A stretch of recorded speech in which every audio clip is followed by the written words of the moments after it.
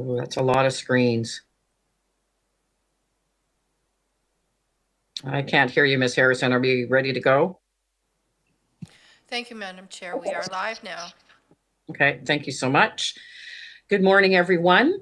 Welcome to the special Electoral Area Services Committee meeting for December 2nd, 2020. 2020 is almost over. I would like to, first of all, acknowledge that we are on the traditional territory of the Coast Salish people.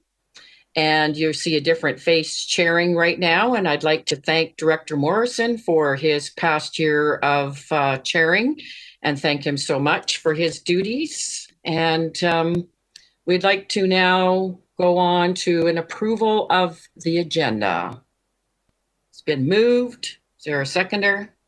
And seconded. And somebody would like to speak to that, Director Morrison? Yes, please. A question through you, perhaps. Director Morrison, can't hear you. Jeez. Put your microphone down, Ian. Director Morrison, go ahead, How about please. now? That's better. Perfect. Question for you and perhaps Ms. Harrison, and I think it may be more appropriate for this afternoon's meeting, but there's an awful lot of discussion going on about the Safe Restart grant amounts as it applies to electoral areas. And considering we're doing budgets, I'm wondering if I might be able to get some direction as to whether just a discussion of that under new business would be more appropriate in this meeting or in this afternoon's meeting. Ms. Harrison? Thank you, Madam Chair. I believe that would probably be best answered by our finance people. Ms. Weiner, could you help us out here, please? Through the chair to Director Morrison, there's a report actually coming from finance to the December 9th meeting. Okay, does that answer Director Morrison? Go ahead, please. I guess the reason why I brought it up today, and I completely understand it's short notice, is there seems to be a very huge discrepancy between the rural dollars that are being distributed and the municipal dollars. That's why I was hoping that there could be discussion today with the electoral area directors. I've been contacted by Capital Regional District folks that are having the very same discussions. So what's your plan? I can bring it up this afternoon if you feel it's more appropriate, if there's going to be finance staff there. I think you should bring it up this afternoon then. Thank you, Madam Chair. Are we going to have finance? Ms. Harrison, will there be finance at the 1:30 meeting? Okay, yeah. Thank you. Thank you.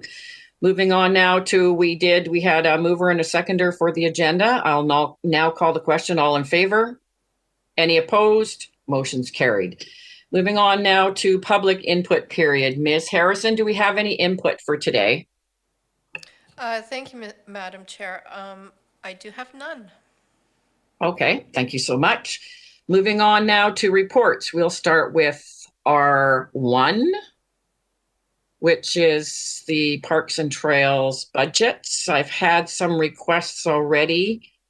We do have quite a few, 1 through 14. And would anybody like them polled for a separate discussion? 1 through 14, I have Director Wilson. Go ahead, please. Thank you, Madam Chair. Yeah, I would like R1.3, function 233, Community Parks Area C, be pulled, please, for discussion.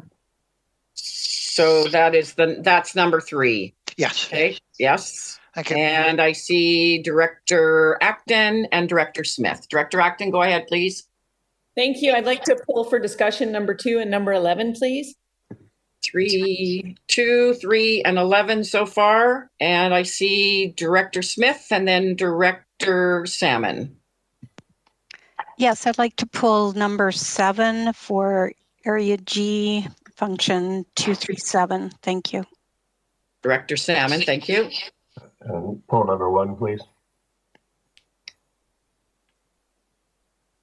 So actually seeing all these, maybe we'll just go one at a time. So I'm going to start with 1. So the function 231, Community Parks Area A, be approved. Been moved. Is there a seconder? Moved and seconded. Go ahead, Director Salmon. Yeah, just a question, really, and it might apply to everyone. But so we had our Parks Commission looked at this yesterday, actually, and approved it, and I approve it. But a question is, where in the financials do our reserve, like the park acquisition figure, and I think there's also a park capital fund. I forgot to ask this yesterday, but is this for Ms. Soldera? For staff. And I'm sorry, are you asking for the balance of the reserve funds? Yeah, that would be good. I also just didn't see them. But what part of the financials is that a different? We didn't see them in the set that we saw at our commission. Through the chair, the reserve fund schedules are published on our website, so you can see the operating and capital reserve balances for every function. They weren't specifically included in this report because there's no proposed use of those reserve funds through this budget. Okay, so the operating and the capital reserve. So is one of those the acquisition, like the Area A Parks acquisition budget that 5% subdivision? Go ahead, Ms. Soldera. So through the chair, the Area A Park Capital Reserve would be for acquisition in Area A. There's also the Regional Parkland Acquisition Function, which is function 285, and that reserve is also included in the list of the reserve funds on the website. It's Schedule G on the 2021 budget website. Okay, thank you. Okay, so seeing the number 1 of the first recommendation, the Community Parks Area A be approved. It's been moved and seconded. I'm going to call the question. All in favor? Opposed, if any? Seeing none, that's been carried. Moving on to number 2, which is the Community Parks Area B be approved. Been moved? No, I'd like to defer it, please, can I speak to that? Go ahead. Motion to defer to the next special corporate services meeting on December 9th. Our commission is meeting tomorrow, and I think it would be poor form to approve this budget before the commissions see it. Okay. So I don't need to have a motion for that. Do I, Ms. Harrison? I do. Okay. So it's deferred or referred to the December 9th corporate services meeting. Okay, it's been moved. I don't have a seconder. Moved and seconded. All in favor? Opposed, if any? It's been carried. Thank you so much. That goes to the December 9th. And number 3, which is Community Parks Area C, be approved. Looking to Director Wilson. You're muted. Yep. Sorry, sorry, Madam Okay. Chair. Got about 3 screens going here at the moment. Okay. Yeah, there was a discussion. We had our parks meeting on a Monday evening. Once once we'd got WebEx sorted out, and it all carried on very nicely. Thank you very much to Mr. Farquhar for explaining everything so well. The Parks Commission has approved the budget, but one of the things that came up was the present state of the protection down on Cherry Point Park with the high tides and with the currents that come in. It's tending to wash away a lot of the area around there. So we would like to have an inspection by a third party to see what can be done to protect us losing any further parks there, because once it's gone to the ocean, it's gone. We can't get it back again. The motion which I'm putting forward, and I'm going to pull it up here, Ms. Harrison has a copy of it, that it be recommended to the board for the draft 2021 budget for function 233 Area C Community Parks be amended by 1, increasing consultants by 15,000, and 2, increasing transfer from operating reserves by $15,000. Basically, we're going to use the operating reserves to pay for the consultant's report on what can be done down there. Okay, so this is an amendment, and I'd like to, so you are moving the amendment. Is there a seconder for that amendment? Seeing seconder. I'm going to call a question on the amendment. All in favor? Opposed, if any? Seeing none. Now on the main motion as amended. Is there a mover? Second. All in favor? Opposed, if any? Motion's carried. Moving on now to 4. The draft budget for function 234, Community Parks Area D, which is my area. Thanks, Director Morrison. I would also like to refer this to the Corporate Services meeting of December 9th, my Parks Commission's meeting this coming Monday. So I'd like to, so there's been a mover and a second. Thank you. And I'll call the question. All in favor? Opposed, if any? Thank you so much. Moving on to number 5, Community Parks for Area E. Looking to the Director of the area, Director Nicholson. I will move this, and but I'd like to comment on it if I could. Sure, it's been moved. Is there a seconder? Been moved and seconded. Go ahead, Director Nicholson. Right, so my Parks Commission has not had a chance to look at this, and we will not be able to pull off a meeting before the 9th. So I just like to let people know that I think it's really important that the Parks Commission takes a look at it, and so there may be changes after that. Okay, thank you so much. Director Acton. You're muted. Sorry, too many screens here. Well, Director Nicholson, if you don't mind, we could ask if maybe there's another subsequent meeting that we could defer it to. I think it's really important, like this is the role of the commission, that they should see these budgets beforehand. And I think it's really disrespectful for us to be pre-approving them and then seeing them afterwards. So my question, if you don't mind me posing it for you, Director Nicholson, would be to staff, is there another meeting that we could send it to in order for it to not cause any issues with the final budget? Ms. Saldera, go ahead, please. We do have another special corporate services meeting scheduled for January 13th, and that is a special budget meeting. So that could be a day. Should the Electoral Area Services Committee decide that they would like to have a separate Electoral Area Services special budget meeting, they can absolutely schedule another meeting, but there is one already scheduled for January 13th for corporate services. So go ahead, Director Nicholson. It's already been moved and seconded for this motion that's on the floor. What would you like to do, Ms. Director Nicholson? Well, I'd like everyone to vote against it, and we'll defer it to the January 13th meeting of corporate services then. Okay. So I'm going to, Director Acton, go ahead, please. Wouldn't a motion to defer be enough? Okay, I'm sure. I'm getting from the experts. Ms. Harrison, a motion to defer is enough. We do not have to vote on this. Referral motion, yes. Oh, of course. Referral. Hello. Okay. Hey, I've got to get back into sync here. Director Morrison. Can't hear you. Microphone. Oh. Apparently I'm having technical difficulties, or I can't work my equipment. I was just going to move referral to the January 13th meeting. Thank you. It's been moved and seconded. All in favor? Opposed, if any? Thank you very much. That goes to the January 13th meeting. Moving on now to the Community Parks Area F, Director Morrison. I move that be approved as presented.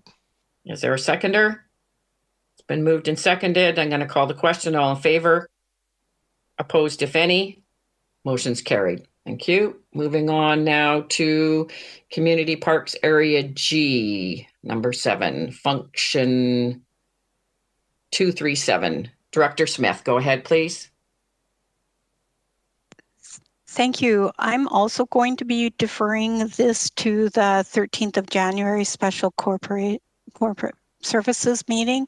Number one, I haven't heard if we even have a date set for our Parks Commission to meet to go over this budget.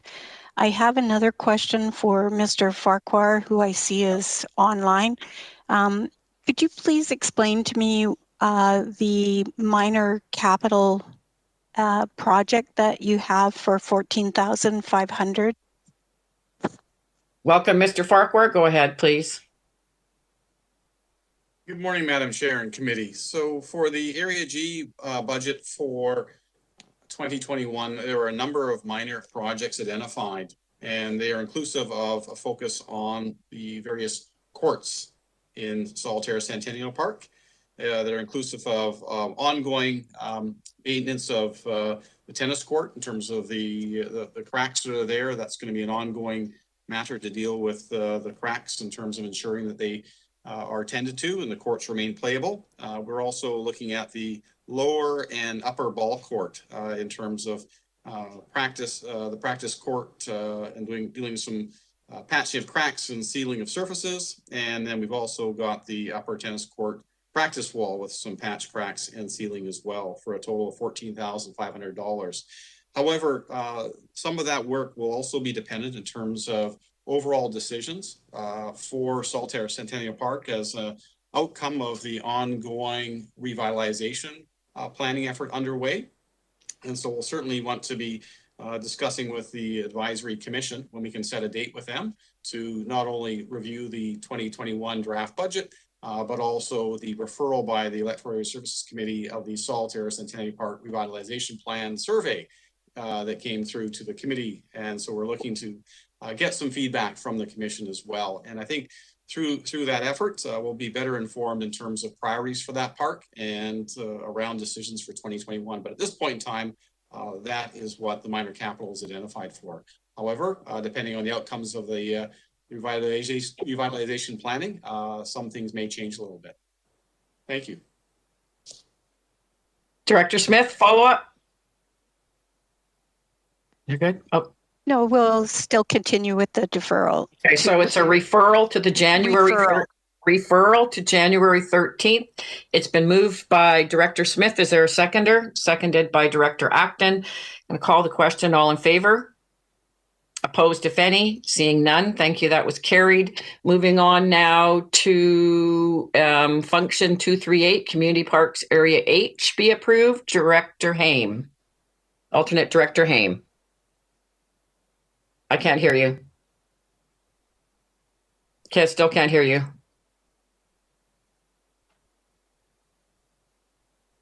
So are you looking to move that, Director Haim, or do you have, you want a referral as well? Okay, there we go. So Director Haim, alternate Director Haim has a referral. Is that to the January 13th? January 13th. It's been seconded by Director Morrison. I'm going to call the question. All in favor? Opposed, if any? Motion's carried. I can do sign language now. Thanks, alternate Director Haim.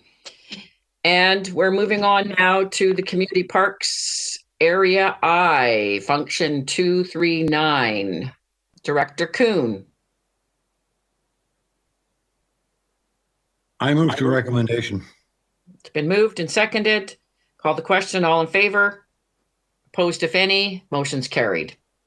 Moving on now to the 2021 draft budget for Function 281, Bright Angel Park be approved. Director Nicholson. Moved. Is there a seconder? Second. All in favor? Opposed, if any? Seeing none, motion's carried. Moving on now to the 2021 draft budget for Function 282, South Cowichan Community Parks be approved. Director Acton. It's been moved and seconded by Director Salmon. Question, Director Acton. Thank you, Madam Chair. Through you to staff, I was curious, this budget was significantly reduced last year, and there was plans to eventually put it to zero and to properly look at all our South End parks to have a bit of a review. We know that Bright Angel Park doesn't have a commission. This is a bit of a function that's trying to fix a few errors, or directors that had come together in the past and not necessarily a function that's working to its benefit. And a sub-regional review was suggested by staff last year at the budget meeting. So I was wondering if that ever happened or if there's plans for that to happen this year. Thank you, Director Acton. I turn to Mr. Farquhar. Madam Chair, given the issues we were dealing with, the pandemic and ongoing issues in terms of priorities for work in 2020, this would be something that we'd have to take a look at in 2021. Director Acton? Follow up? I guess if it is a priority, do we need to budget for it, or would just be regular staff time, or how would we, are we going to see a priority list come forward, or how do we have that discussion? Mr. Farquhar. Madam Chair, I believe probably the best would be that staff prepare an initial report for consideration by the committee, because at the end of the day, with respect to funding of parks at a sub-regional level, through this function, it was a direction and decision of previous committee boards to establish the South Cowichan function and support with the community across the 5 electoral areas. If there is no longer a sense that a sub-regional function is something that we need to continue with, and that we look to fund our parks either through individual electoral area functions or through regional parks, then that will be ultimately a decision and direction of the board in terms of how we want to see the future structure of our park system. Right now, given the direction of the committee and the board last year for the budget, the South Cowichan Parks function was reduced to $15,000. And the other parks that were otherwise funded through the South Cowichan Parks function were placed back into those electoral areas to which they reside. And the direction for the budget for 2021 was to maintain a service level with 0% increase. And that is what is presented at this time for South Cowichan Parks, which is a $15,000 requisition, with that going to the Cowichan Bay Boat Launch. So ultimately, at the end of the day, we'll be looking for direction from the committee and board in terms of the viability of having a South Cowichan Parks function, or whether we just, in essence, go to a community parks by way of each electoral area and a regional parks service. Follow up, Director Acton? Yeah, so I don't know that I'm still kind of unclear. So that is a discussion that's going to come forward. Because it has been common knowledge that in the South, we're kind of trying to repair some missed opportunities to fund the parks properly and equitably. And we have a lot of unique function characters like the boat launch and a launch in Shawnigan Lake, and Bright Angel Park, which is also a challenging budget to fund. So that will be something that we'll see coming forward. Can you be a little more specific, or? So if I may, Madam Chair, if I may, currently staff are working on a report for Bright Angel Park in terms of use capacity and funding. And we're looking to bring that forward early in the new year for consideration by the committee. Separate from that, we can also look to this function and what is currently funded in it by way of the Cowichan Bay Boat Launch, and look to introduce to the committee some possible options for consideration to get some clarity of direction from the committee and the board for what direction you folks believe, based on your community's appetite for parks in the South Cowichan, how and what should be funded locally through electoral area parks, or whether there should be some level of a sub-regional function maintained, and what should that South Cowichan function ultimately hold within it to provide for the South Cowichan community. But at the end of the day, we'll be looking for committee direction on that. Director, last question, sorry. Yeah. So would that involve a review of our parks and how we identify them? Because we have some identified on the highway as as South Cowichan parks, and then we have some as regional parks, but then they're not funded as a regional park. There seems to be a bit of a challenge here with how the parks are defined, and I thought there was some kind of a review to that extent was coming forward this year. Mr. Farquhar. Madam Chair, if there's more of a holistic review of our park service in terms of looking at individual parks and determining whether or not they would fall within a community parks or a regional parks or a sub-regional, we could be looking at something more extensive. And I think we'd be going to look to the committee and the board to bring forward some funding to bring the outside resources to do a more holistic review at that level. We can certainly, the focus was really looking at the sub-regional parks function, given the committee's direction and board's direction last year to reduce that function to 15,000. But at the end of the day, if there's an interest in looking at an overall restructure of parks, certainly at the regional parks level, that will include the member municipalities because they contribute to regional parks as well. And so that I think will be something that we need to have a more holistic discussion at the committee level in terms of getting some real direction of what the committee wants to see and ultimately the board wants to see in terms of that level of a review being done, because that'd be a lot more than something we can do internally at the staff level.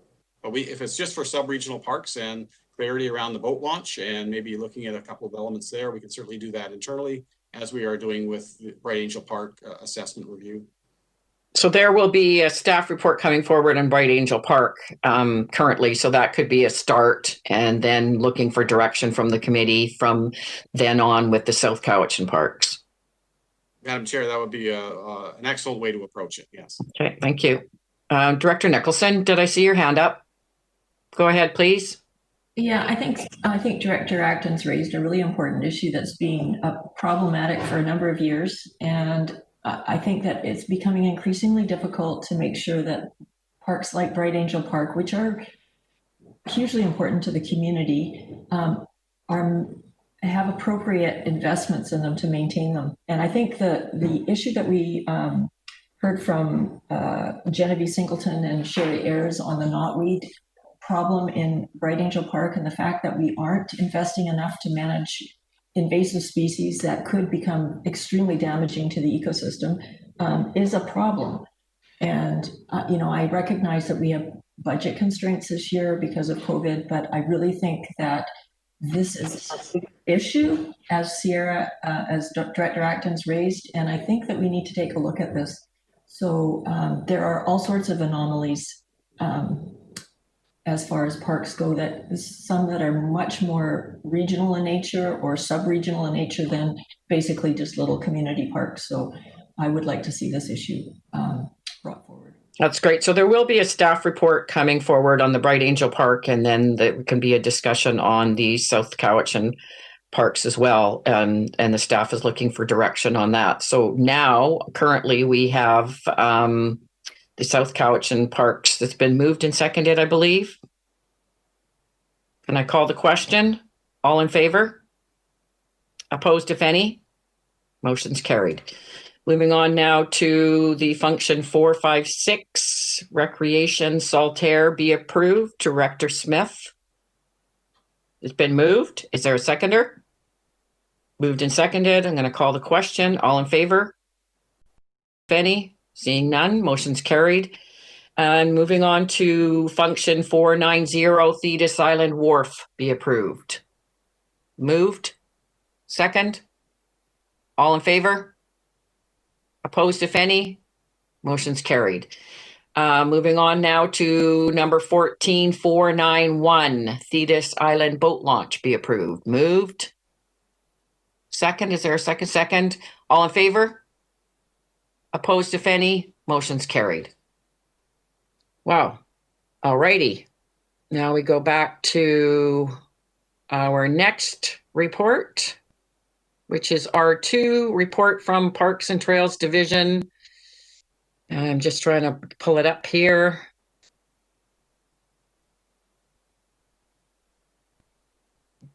Okay, that the recommended go ahead, Ms. Harrison, on number 2.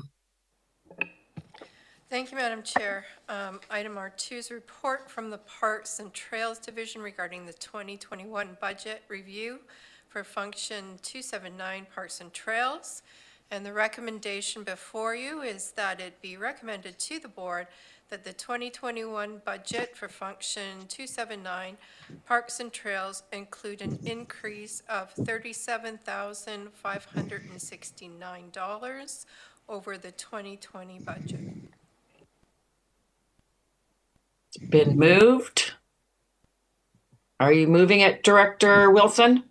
I would like to speak on this one, please, Madam Chair. Okay, go ahead, please. Yeah, I'm not too happy about this one. And some of the reasons are already laid out in the report itself, with the uncertainty that's going on as to how this particular staff function would perform, considering that we don't know what's going to happen. I would much rather see this deferred until, let's say, the new year, January, February, so that we can see how the situation arises or how the situation changes as far as the lockdowns and everything else is concerned. I think probably including it now may be a little bit premature. So I'm just asking for some delay in this until we can see what unfolds. We just don't know.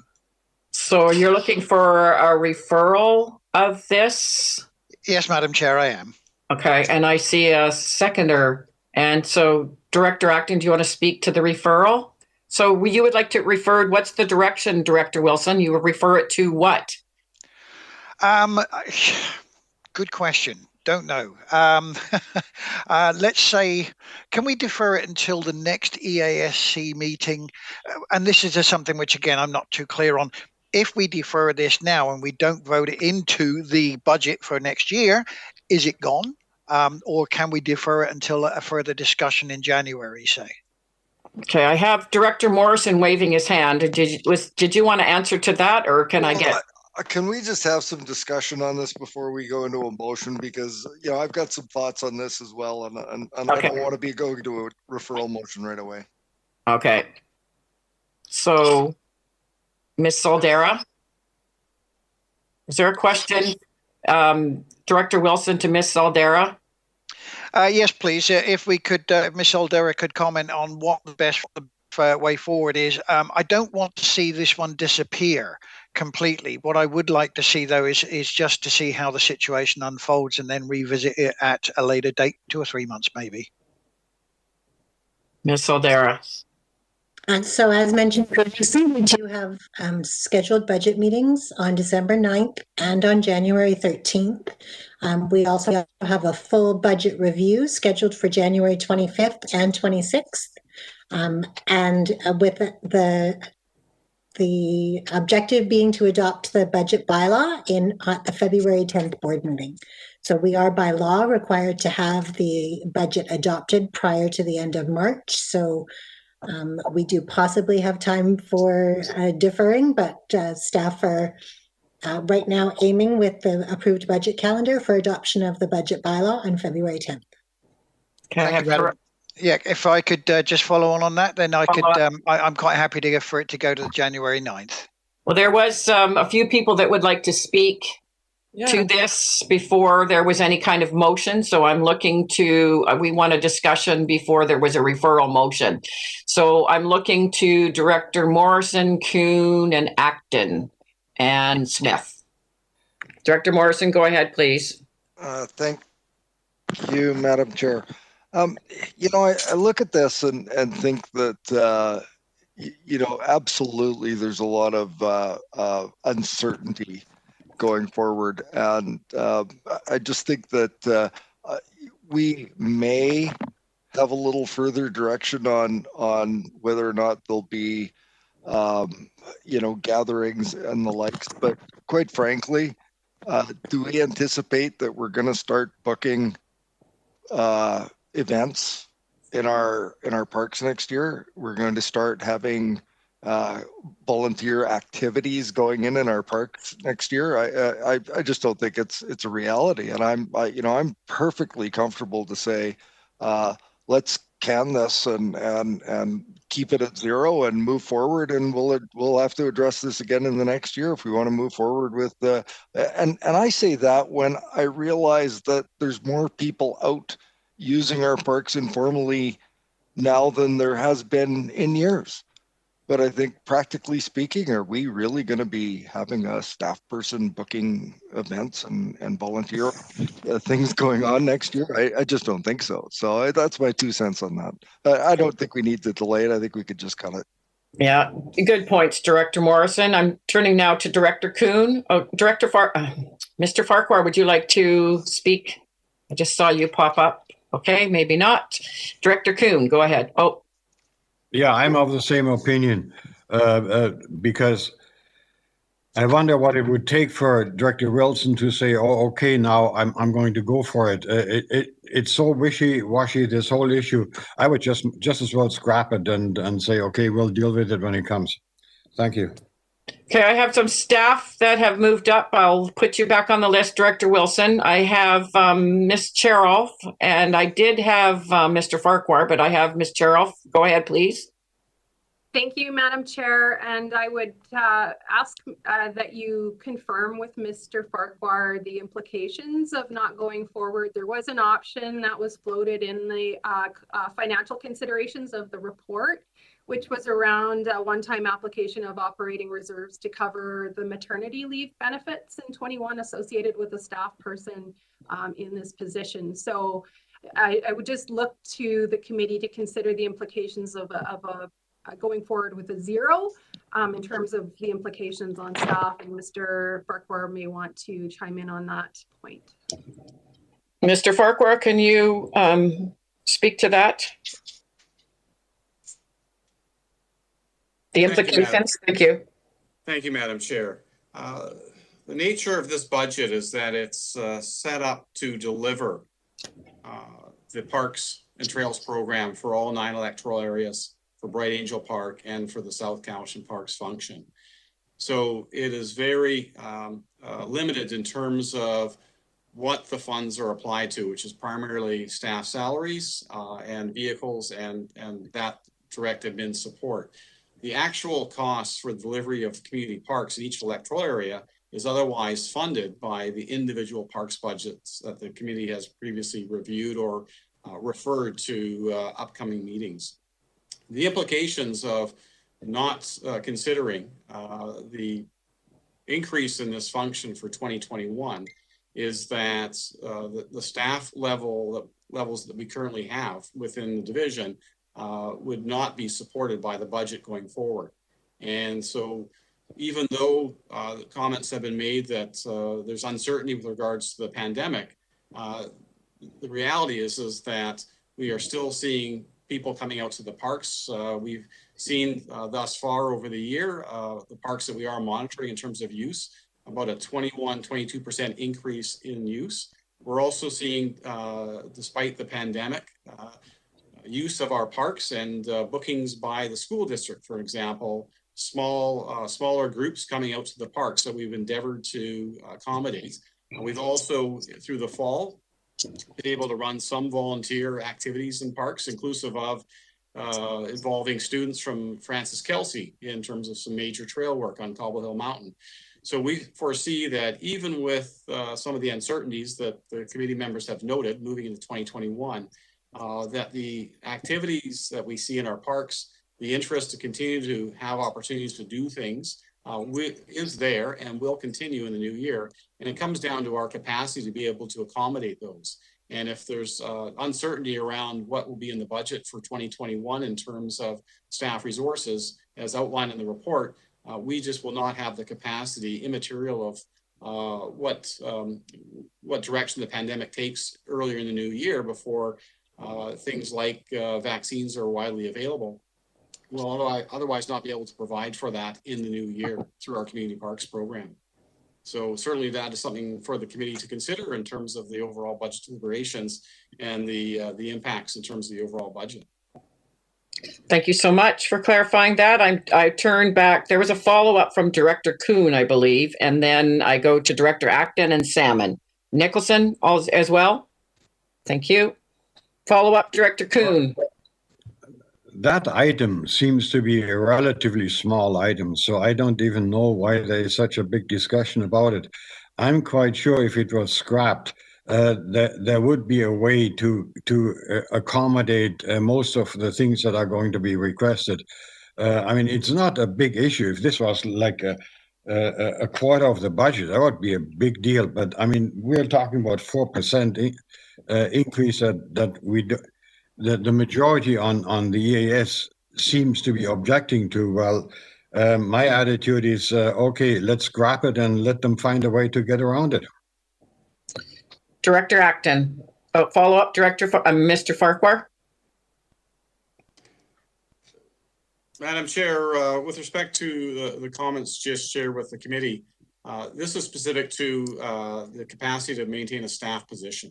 And so if the budget is not able to sustain a staff position specific to the volunteer program, the bookings and special events, there will not be otherwise capacity within the resources of the division to provide for that level of service, because otherwise we're then dipping into other aspects of our program with regards to the park ranger program, the parks capital projects. Something would otherwise would have to give if we were to want to continue with a level of service for special events, for volunteer activities in our parks without having that resource provided in the budget. Thank you. I move to Director Acton and then Salmon, Nicholson, and Smith. Director Acton, go ahead, please. Thank you, Madam Chair. Yeah, I guess I understand where staff's coming from, but it would be better to understand what the added implications are for not having that position, because mind you, it did appear like they were doing a lot of volunteer items, but it was very limited in what types. And so they were still happening. And Francis Kelsey, I understand that they have a plan and they just go ahead and work on it. They don't actually use this position to get any of their volunteer issues done. And looking back at the list of volunteers that signed up to attend, it was often the same volunteers that followed this program around South Cowichan. And the commissions were not well, there were a lot of holes in this position. I would find out about them after the fact or a day before, and the commissions were not kept well in the loop as well. And those are the people who want to volunteer in the parks. So I'm not, and then the bookings, that would also be something to discuss. Whereas I still don't understand if the bookings is that much of a labor for administration, then we simply should have an application that's done online with our new program that's being suggested for land services. And perhaps the community centers are the ones who are working it. It's not about adding more people necessarily sometimes, and it's not about working more, it's about working smarter. So how can we work smarter in order to take on some of these roles and add them to what people are already doing? And how do you group them? And how do you just make that more efficient?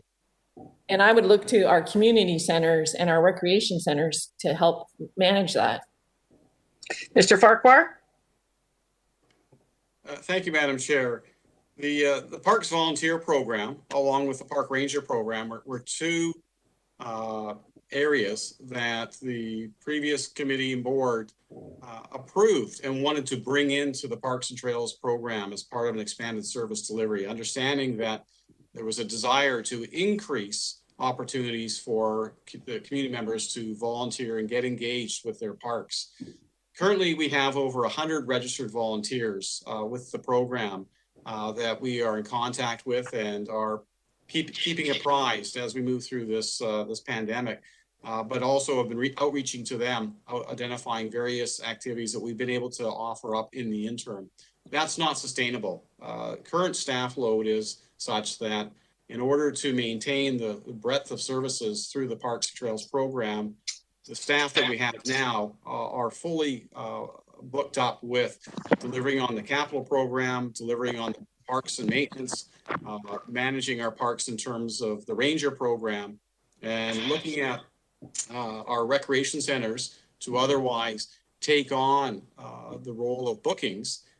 They were doing that for a period of time a number of years ago, but they basically reached a point where they could no longer complete their bookings of their recreation facilities, as well as the growing demand for bookings in parks.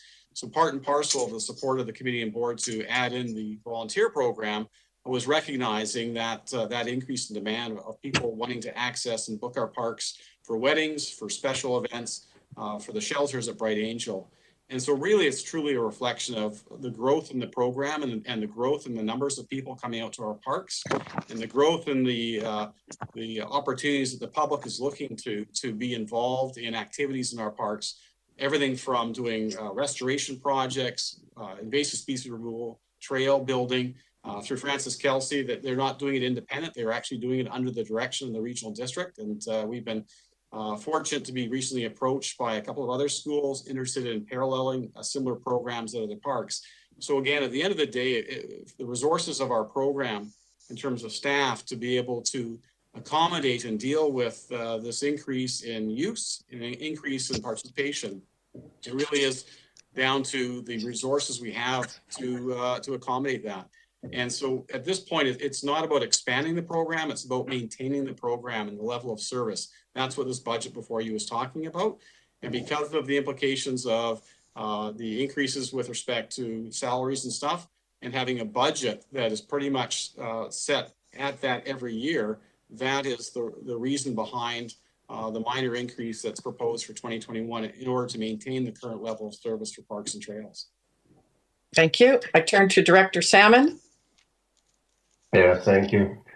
Yeah, so notwithstanding what Mr. Farquhar says, I still agree with the consensus here, my colleagues, and I think in this case, looking at a budget this size, almost $1 million, and factoring in COVID and uncertainty, I think we can be creative and have some volunteer things going on with the zero. And I think it's particularly important. Other CVRD departments have made adjustments and kept to our zero mandate, and I'd really like to encourage it in this case too. So yeah, I'll be supporting the zero. Thank you. Director, I do have Ms. Cheroff, and I have a speakers list, Director Nicholson and Smith. So Ms. Cheroff, would you like to speak now? Thank you, Madam Chair. Yeah, just for the information of the committee, and as a reminder, you all know that as a regional district, we are challenged in terms of how we budget, and the salaries for parks are within budgets 279 and to a certain extent 280 regional parks. We don't have the liberty of being able to pool resources to the extent that a municipality would. So for us to talk about combined staff resources with recreation is challenging, if not impossible in some ways. So I just wanted the committee to be clear about that. So when we're talking about cuts to the budget, it is cuts to the program, and it's very difficult for staff to find efficiencies further to what have already been found. Thank you. I turn to Director Nicholson. Thank you. What I am hearing is that if we don't approve this budget, then we're likely to lose a position that we worked very hard to get over the last few years, if you'll recall. And while I would agree that there are lots of ways we could probably improve community engagement in our parks and volunteerism in general, I think that it would be a huge step back to lose the current staff person that we have. And I think that would be short-sighted, and I really support us doing this, but I would like to support doing this in the conjunction with a review of the parks program, because I really feel we have a lot of issues about how we deliver parks programming, and I think you know, and including what parks are what, regional, sub-regional, and so forth. I really think a review would be very helpful at this point, because our parks program has changed so much over the years, and we haven't changed very much. And the volunteer position that was hired last year was really an attempt to start to address this, but I don't think you can just pick away at it. I think what we really do need a review, and in the meantime, I would really encourage people to continue to support this, because it would be a huge step back if we lose this position. I turn to Director Smith and then Director Wilson. Director Smith, go ahead, please. Thank you. I think that one of the things that we're missing is we did approve the position for the volunteer, the Parks and Trails volunteer position.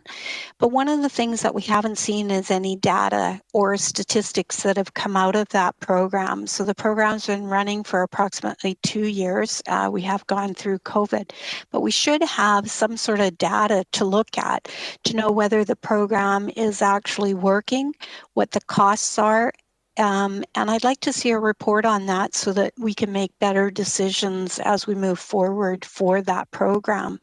I agree that getting volunteers back out, but also the things that are picked as volunteer work is not necessarily what the Parks Commission of an area is looking for. If the Parks Commissions are to be taken seriously, the programs that they're looking for or an opportunity that they're looking for should be considered before we start just, this is the decision, we're going to go pull ivy, we're going to go pull ivy, we're going to only do invasive. So I think that we need to listen to our Parks Commissions on that. I have another item that is, when you look at the budget for 279, there's a code Z, and it includes area D, G, and H. I'm not really sure why we can't be included as participating areas in the amount that we actually pay into this function. I think $75,000 from area G is significant enough to actually have a line in the first page on this budget. And I think that area D and H would also appreciate that amount being published and not lumped into one number. So I'd ask that staff amend this budget, page 1, to actually reflect each electoral area and the amount that's paid into it. Thank you. So, Mr. Farquhar, are we able to do that? And is there, oh, Ms. Saldera, go ahead. You're on mute. Sorry, thank you. The code Z refers to properties within the Islands Trust area and specific portions of areas D, G, and H. I would need to check the assessment reports from BC Assessment to see if we have those particular assessed values taken out of those functions. I know that we come up with the code Z because that is the dollar value for assessment that BC Assessment provides to us for that particular service. So I'm not sure if I would need to actually call in the resources of GIS in order to draw maps and determine the appropriate assessed values to include in each of those lines. And so that is why it's lumped as one code Z, because that is the assessment value provided to us by BC Assessment. Director Smith?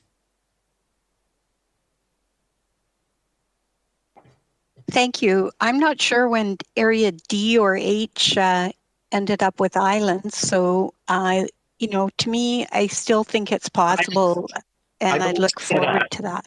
Thank you. I believe she said Islands Trust. Yes, but if you look at code Z on the very first page of budget 279, you'll see code Z includes electoral areas D, G, and H, excluding Islands Trust. So I don't believe area D or H actually has any islands that would need to be excluded. So you're being excluded for your areas in the participating areas and the amount that your area is actually paying into this function.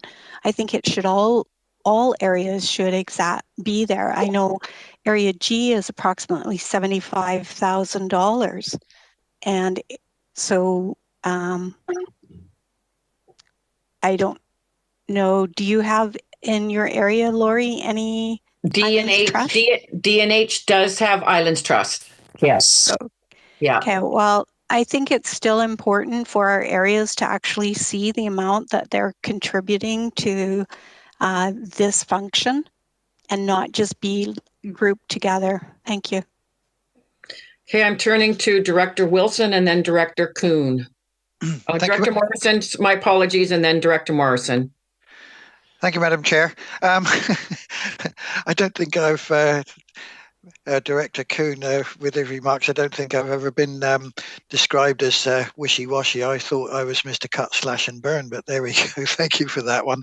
I'm fully on side with cutting this one back. I was just trying to be a little bit more generous. However, having said that, what I would like to see is this one cut, but I would like to see the benefits provision of $9,750 for the maternity leave kept in there. We can't penalise this staff member because of that, but I'm quite prepared to take this one away completely, with provision maybe of keeping that particular bit in to keep this lady with the benefits that she has as far as maternity is concerned, if that's possible. Thank you. I'm going to turn now to Director Kuhn and then Morrison and Salmon. Well, let's get a motion together then. Director Wilson, do you want to prepare a motion? Let's get it done. Point of order, Madam Chair. Thank you. There actually is a motion on the floor that was moved and seconded that this recommendation be referred, and we were looking for further clarification on where it was to be referred. So that motion right now is on the floor. Madam Chair, I think I made that motion, and I'm quite prepared to withdraw that and make another one or amend it. Would Ms. Harrison? It's been moved and seconded, so you need to defeat the referral. You need to provide details on where it was to be referred, and then you need to vote on that. Okay, looking for direction. I'll turn to Director Morrison. Yeah, I was hoping that I'd beaten the seconder to that referral motion. So I would just suggest that you say that we complete as directed by our parliamentarian, that we put say December 9th even, and then let's just defeat the motion and then go back to cobble together what Director Wilson and myself and Kuhn and said about the rest. So we could add to that referral to move it to the January, a referral to move it to January 13th, as that completes the referral, and then I suggest we defeat the referral. Is that clear? Okay, Director Acton, not clear? Madam Chair, why don't you just make it for next week, because we know for sure it's not going to happen for next week. December 9th? Actually decide to defer it to January 13th. Sorry? We might ask staff to come back or something by January 13th, so let's not take that option away. So this is just to add. Okay, December 9th. We didn't complete that when we said referral to what. So we are making a referral that this go to the December 9th special corporate services, I believe it's called. So, and what my colleagues are encouraging us is to deny this, and they have a new resolution. So it's been moved and seconded. Am I correct, Ms. Harrison? I'm just trying to, okay, it's been moved and seconded. I'm going to call the question. All in favor? Opposed, if any? It's been completely opposed. And now I turn to Director Morrison or somebody for the resolution, a new resolution that you would like to make? Well, Director Morrison? Madam Chair, I think that, and I'm hoping staff will support this, but the function 279 be maintained or have a zero requisition increase, with the exception of maintaining the maternity benefits. And if staff could wordsmith it better than that, thank you. Ms. Harrison, is that an accurate motion that needs to say what we need to say? I believe so, but we could double check with our, with Ms. Yeah. Who would we be checking with? Ms. Soldera? Go ahead, please. For clarity, are you suggesting that the budget be increased by 9,750? That's so it. Not a 0% increase, but an increase of 9,750 to the requisition for 2021. Thank you for that clarity. That has been moved. And there was a seconder. Did I see a seconder? It's been moved and seconded. I'm going to call the question. All in favor? Opposed, if any? Motion's carried. Thank you so much. We're moving on now. And we are moving on to R3. Ms. Harrison? Thank you, Madam Chair. R3 is a report from the Finance Division regarding Electoral Area 21 draft budgets. And there is a recommendation with 15 points related to 15 different functions. I don't know if it's the committee's pleasure to move all 15 or speak to them separately. I'm looking to the committee for support here. Would you like them moved as a block or some pulled? I'm seeing, is that okay if we move them as a block? Seeing, oh, no, okay. So I'm going to do, I'm going to move them in a block except for the ones that people would like pulled. Can I see which directors? And if there's a lot, then I'll go down one by one. Director Smith, go ahead, please.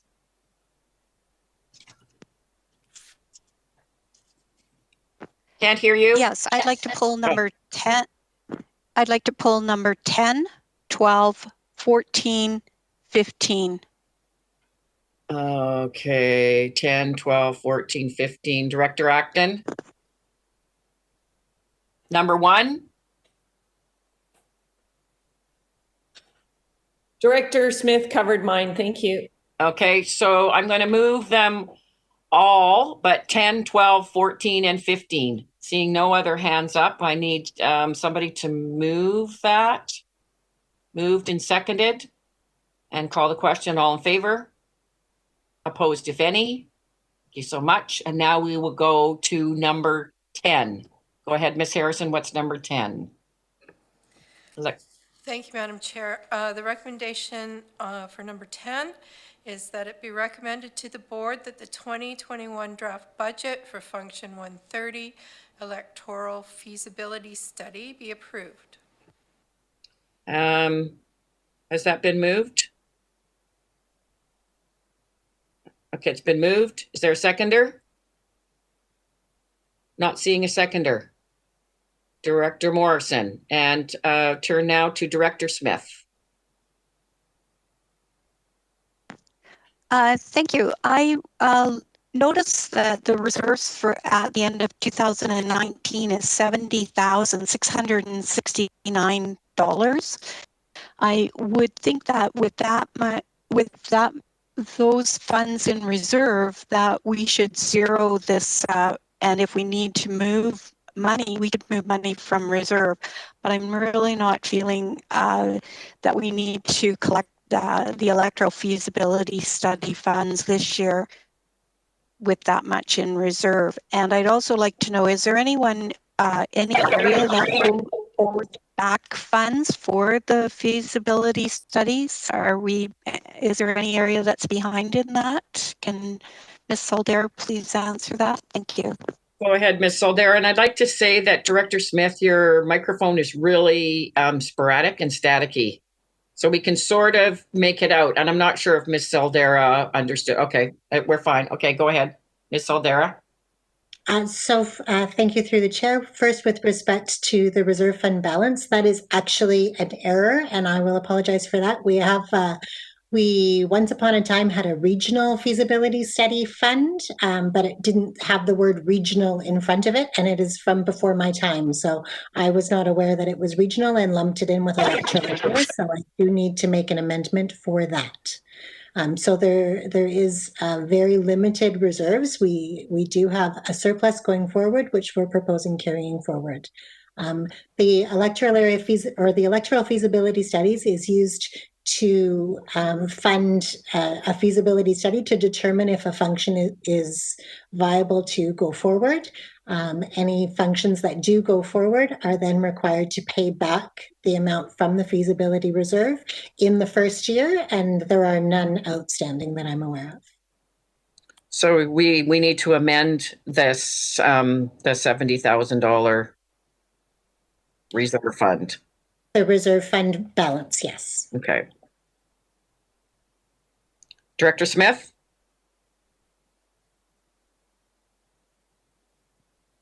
Do we have any feasibility studies on the horizon that we're aware of?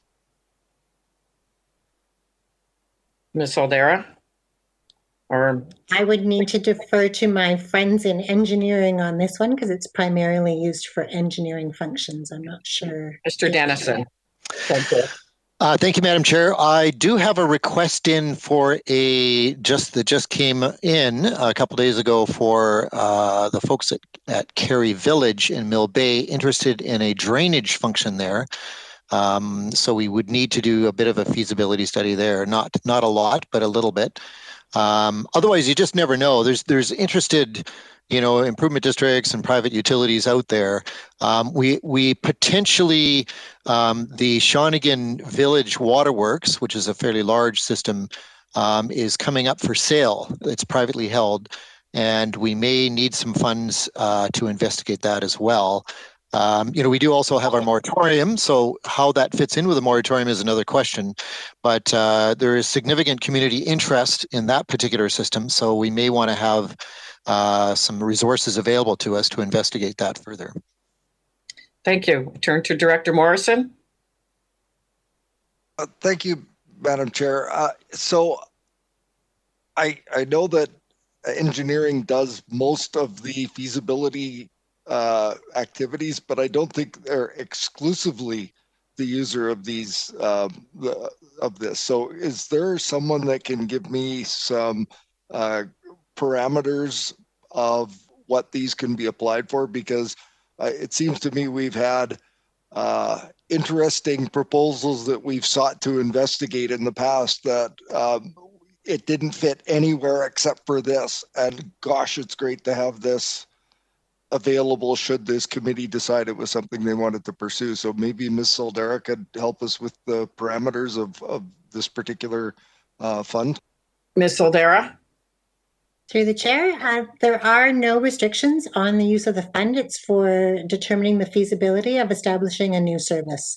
And so, for instance, the regional funds that I spoke of earlier were actually used in part to help fund some of the regional recreation information. So these funds can be used for any proposed new service to determine the feasibility of that service. Okay, it has been moved and seconded, has it not, Ms. Harrison? Thank you, Madam Chair. Yes, it has. Okay, so Director Acton?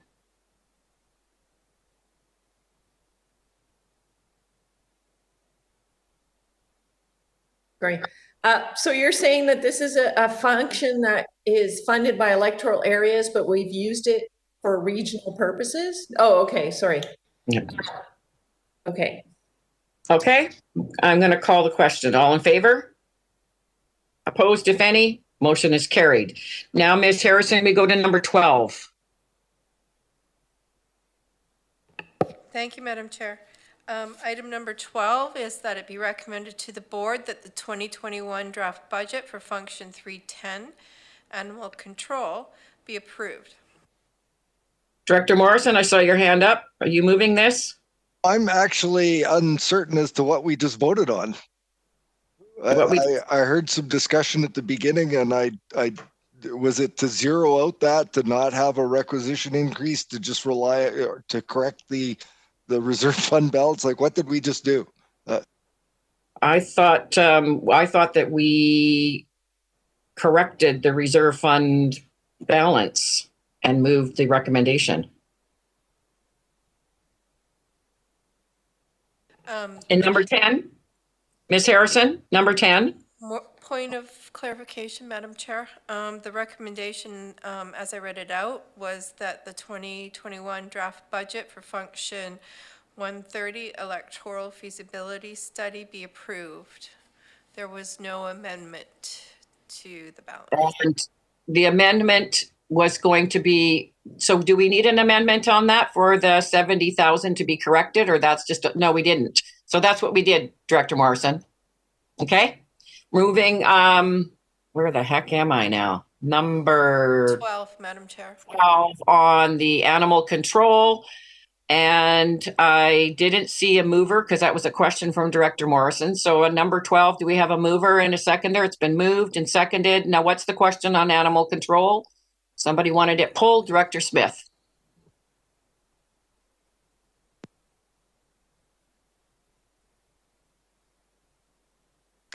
One of the things that we haven't had is a report on animal control.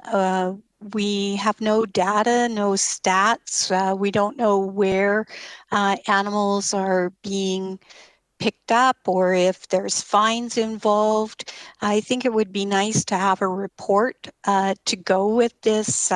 There's a contract for $105,000, and it would be nice to have some report from staff to bring out where we're actually paying for in that contract. And I have a question for staff, maybe Ms. Soldera could answer, is where is the internal recoveries from divisions recorded in this budget? It states it at the top, but I don't see it in the budget.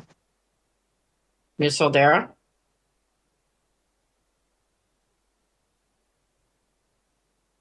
Sorry, I'm just reading it myself. If it states it at the top, it is, it does say internal recoveries that utilize the service, and there are actually no other services that use animal control, so we will amend that brief summary at the top. We amend them every year, but perhaps that one was missed. And then I'm not sure where your other question, Director Smith, we have had reports on animal control in the past. We haven't had them lately, so maybe that is something that we can request as well. Okay, seeing any other questions? No other hands up? Director Smith, you're on mute. Okay. Do we need to make a motion for requesting a staff report? On animal control, Ms. Harrison? Yes. I think it's just direction. No, we don't. We don't. That is something that we do, we just haven't seen for a while. Okay, I'm calling the question on number 12. Everybody's clear on that? All in favor? Opposed, if any? Motion's carried. Moving on to number 14, Ms. Harrison. Thank you, Madam Chair. Number 14, that it be recommended to the board that the 2021 draft budget for function 325 community planning be approved. It's been moved by Director Nicholson, seconded by no one. Director Wilson. Chair, can we have a break? Perhaps? Oh. Okay, well, let's just finish. We just have. I need to gather my thoughts for this one. You're moving quite quickly with, I only have one screen. Okay, so what so you want to, you're requesting a break and we're on number 14.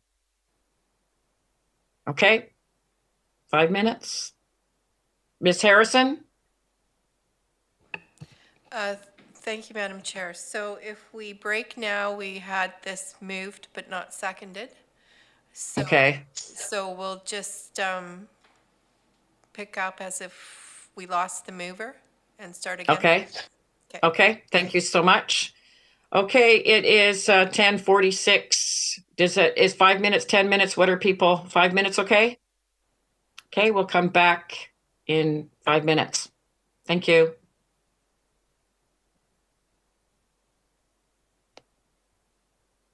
Was community planning.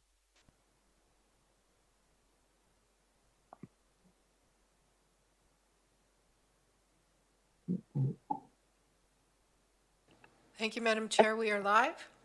Okay. We'll get started again. We are back on number 14. And this is function 325, community planning be approved. I'm looking to the committee. It's been moved by Director Acton, seconded by Director Nicholson. Now, I'm still waiting. Director Acton, you'd like to speak to this, and then Director Smith. Go ahead, Director Acton. Thank you. I have a couple questions for staff. So this is $1 million budget, and I'm just trying by the description to completely understand it. Could staff describe better how it's used and how it was used this year in 2020? Staff, as in Mr. Tippett, go ahead. Thank you, Madam Chair. Well, this budget is essentially the development services function, which isn't technically a separate function, but the processing of applications, and the community planning, which is the long range planning divisions combined. So a fair chunk of the budget is composed of staff salaries and benefits. We also have substantial amounts in there for project work, in particular the current ongoing H and M OCP projects and a number of other things. So basically it just covers all planning operations, including some administration staff as well. I don't know if you have a more specific question. I'll try and help if you do. Okay, is there a follow-up, Director Acton? Yes, thank you. So I actually have I'm gonna have a few questions. So it says on here, the community planning description for 325, it says the preparation, maintenance of land use planning bylaws and policies and special projects. So seeing special projects and its community planning, this to me would be the function where we would support any of the charrettes moving forward that are on the strategic plan that's on our strategic plan. So some comment here would be helpful on that. Mr. Tippett. Permission. Thank you, Madam Chair. Yeah, the charrettes actually, when they first began, I think Cobble Hill was maybe the first one, and then Cowichan Bay, and then Shawnigan we did one. They were not originally part of the work program when they were initiated, and so there was a bit of scrambling going on to find ways to pay for it. And I know there were hybridized payment forms that came into play where community planning paid some, parks paid some, and I'm not sure what else. Yeah, and at the moment we don't have any projection in 2021 of doing further work in that regard on new charrettes elsewhere, and so you won't find anything in the budget right now for that purpose. Follow up, Director Acton. Yeah, so I'm looking to the committee to help support the Think Shawnigan moving forward. It is something that we've, and to me, it has been suggested that our parks budget funding it's not just a parks function. And I don't know that parks really manages long-term planning. I'm not comfortable. This to me should be a whole electoral area item. It's also tied really closely with the HOCP, with changing some of the bylaws in parks for things like food trucks that's mentioned in the Think Shawnigan. There's also bylaws mentioned about carriage houses, etc. I think some support in planning would be really great moving forward with the Think Shawnigan plan. And I do have a motion that describes how the Think Shawnigan plan should be supported. So, you know, I look to my fellow directors, we're not talking about a lot of money when we talk about $1 million function. And if we look at Area B's contribution in this function, I think it is 39%. So, you know. Could you hold that if you have some kind of a resolution? But, you know, it would just be nice to have some support from the committee, even if it was just around $35,000 earmarked for planning, community planning to help support this function. I turn to Ms. Cheroff or Mr. Tippett. I have them both on if you would like to. Ms. Cheroff. Thank you, Madam Chair. I think that just in response to Director Acton's comments, in order for the charrettes outcomes to be implemented will require most likely a partnership of multiple divisions. So there are significant elements within the Shawnigan plan which have an impact directly on certainly on planning, but also on parks. And when we talk about, you know, trying to move that plan forward to the stage that you could actually see construction of buildings, signage, parking, that would not be dealt with through community planning, which is really focused on the development of higher level plans, community engagement on those plans, and sort of facilitating the dialogue that moves you towards actual project development and implementation. So some of that could be accommodated if it's park specific to parks through the parks functions. And I'm thinking about, you know, the waterfront park, for instance. But when you're talking about implementing things on the ground in the village core, so construction of, you know, street infrastructure, for instance, signage, benches, things that are not, you know, necessarily related to parks functions, that's really kind of up in the air in terms of it's in a bit of a no man's land, and it is because there's really no service that captures that. So, you know, the board could consider, you know, the option of establishing a service to cover that. So you could, through community planning, for instance, undertake a community engagement process that would look at, you know, the potential for a service that would encapsulate doing that type of work. But there are, I just wanted to be clear that there are some limitations around what community planning would be doing. And I would hate for, you know, the plan to go to implementation through community planning and then really not to have the level of detail that would be needed to essentially cost out the construction and development of the facilities that I think you want to see in the community. But thank you. Director Acton, a follow-up. Thank you. But at this point, we're not at the implementation stage. We're not. We're just at the point of taking the next step, which is still planning, but planning that piece so that we can be grant ready. And it's not about creating another function to put the items on the ground in the village space.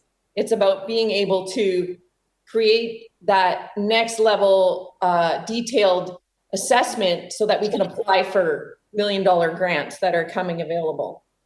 So that's not community planning and parks, like a big partnership to me. Ms. Cheroff.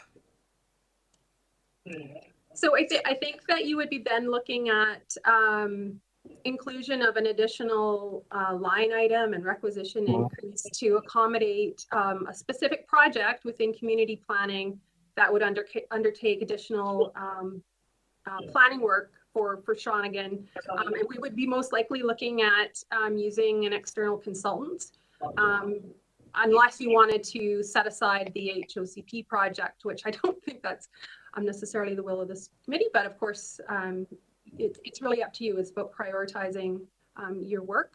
But my recommendation would be, if you want to go forward with that, to include a line item, but to include sufficient funds to cover consulting fees associated with that. And I think that would probably be in the range of $40,000 to possibly $50,000.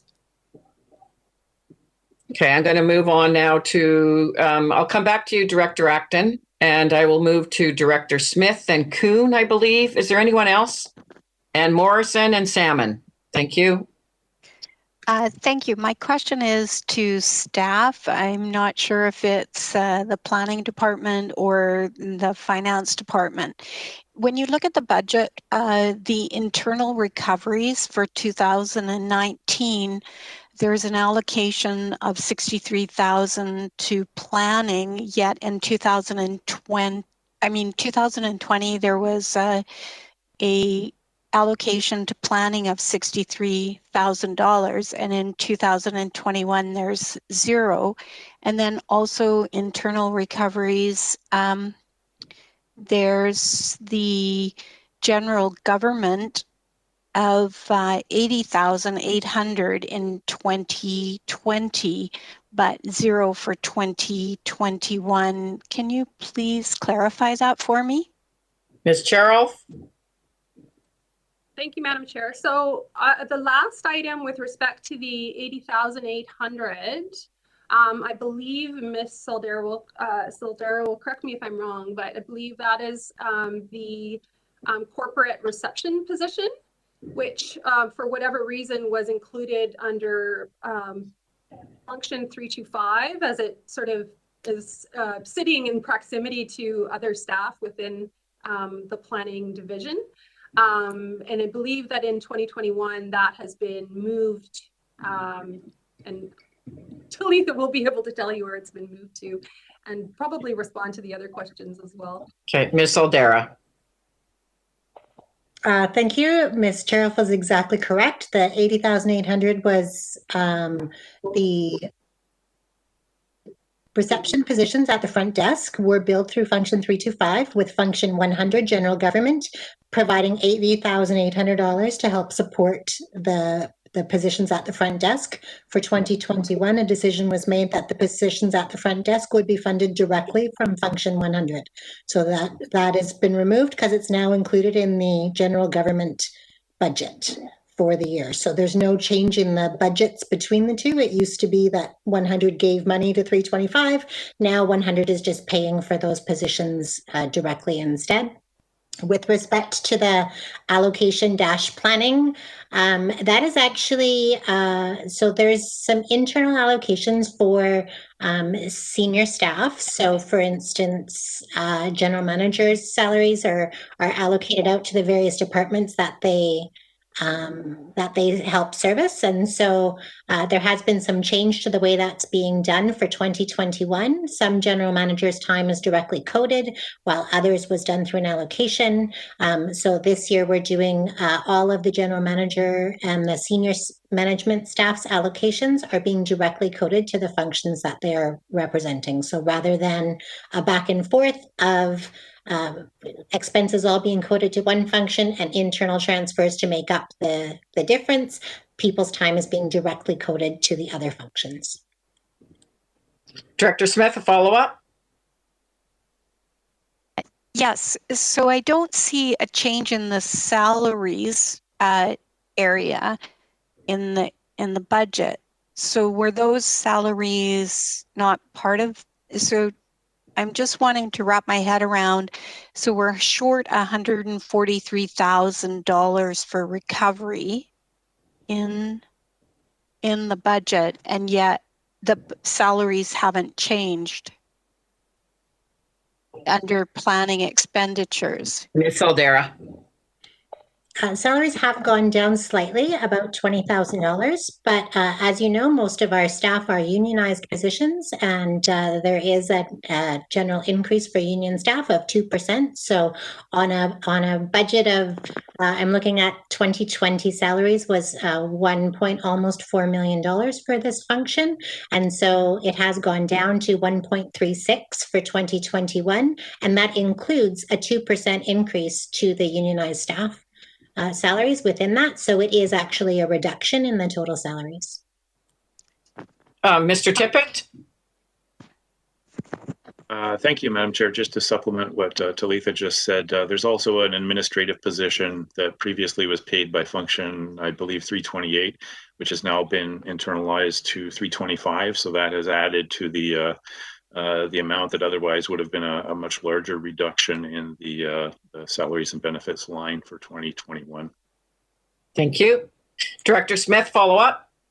Yes, I also noticed that there is no allocation to bylaw enforcement.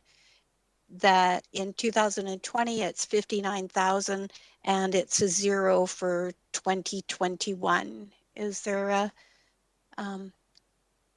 can I have clarification on that, please? I don't know who wants to take that one.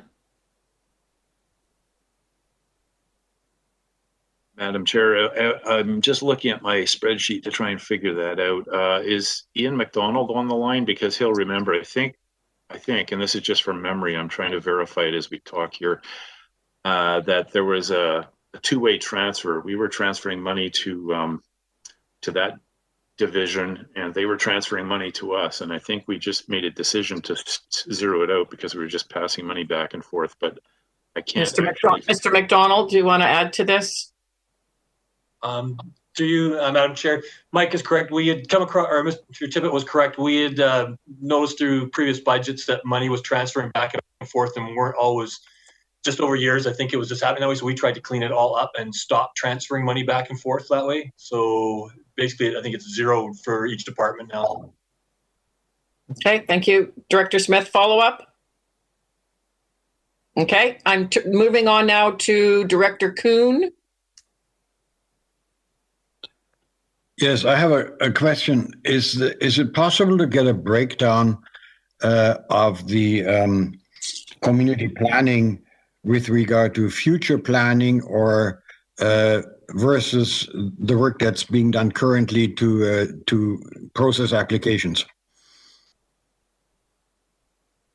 Staff like to take that. Mr. Tippett? Thank you, Madam Chair. Oh, sorry, I see. Okay, go ahead. Oh, but is there someone else who would like to speak I to it? see that Ms. Cheroff popped up as well. So no, go ahead, Mr. Tippett. Okay, thank you. Yeah, that's a good question, Director Kuhn. Because the two, well, it's a single division, but because the two functions are kind of combined, and they're, again, technically not functions, sorry, Talitha, it is a little bit hard to see, the extent to which one versus the other is composing the majority of the budget. What I can say is the community planning division is quite small right now. We have myself, we have Coralie Breen, and we'll now have Emily Dixon as well in that division.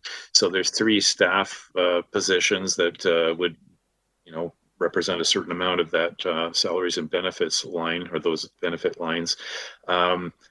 The other division, development services, there are more staff for that. So the last time we did an analysis of this, it was some years ago. It seems to me that roughly 2/3 of the budget is more or less related to development services, and the rest would be community planning. But that's very approximate. Follow up, Director Kuhn. Yes, I just want to issue a concern, and my preference would be that there should be more concentration on the current work that's being done, which is processing applications.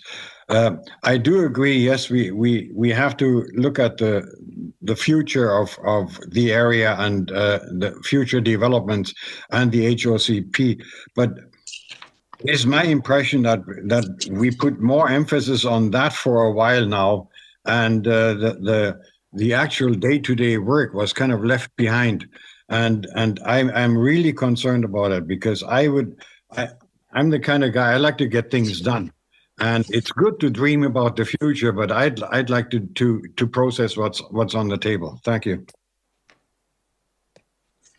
Okay, I'm moving on now to Director Morrison. I have Director Morrison, Salmon, Acton, and back to Director Smith and Director Nicholson. Director Smith, are you on the speakers list? Okay. Go ahead, Director Morrison. Thank you, you, Madam Chair. I'm going to actually follow up a little bit on Director Kuhn's comments because I don't really have a clear understanding of the path forward and some of the direction that we've asked of both this division and this department and the department that is doing the current application work. And I say that because I think you've got support from this group to move on the the HOCP and MOCP. And I think that that's the principal focus of the work that's being done. But I'm also, sitting back feeling a sense of frustration that I basically had a completed OCP ready to go 3 years ago. And it's languishing. It's been basically abandoned and incorporated into the HOCP. So this is the principal driver, and this is a lot of resources going into this.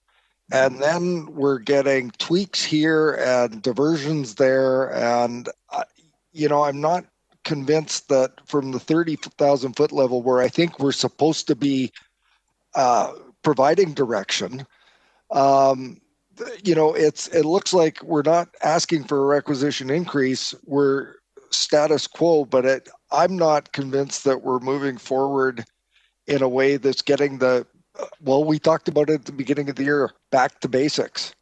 So can I be convinced that if this function or this amount is approved, that we're going to have delivery of an HOCP, MOCP? We're going to keep focused on those directions and the electoral area work, the current applications are going to be focused on and move forward as well.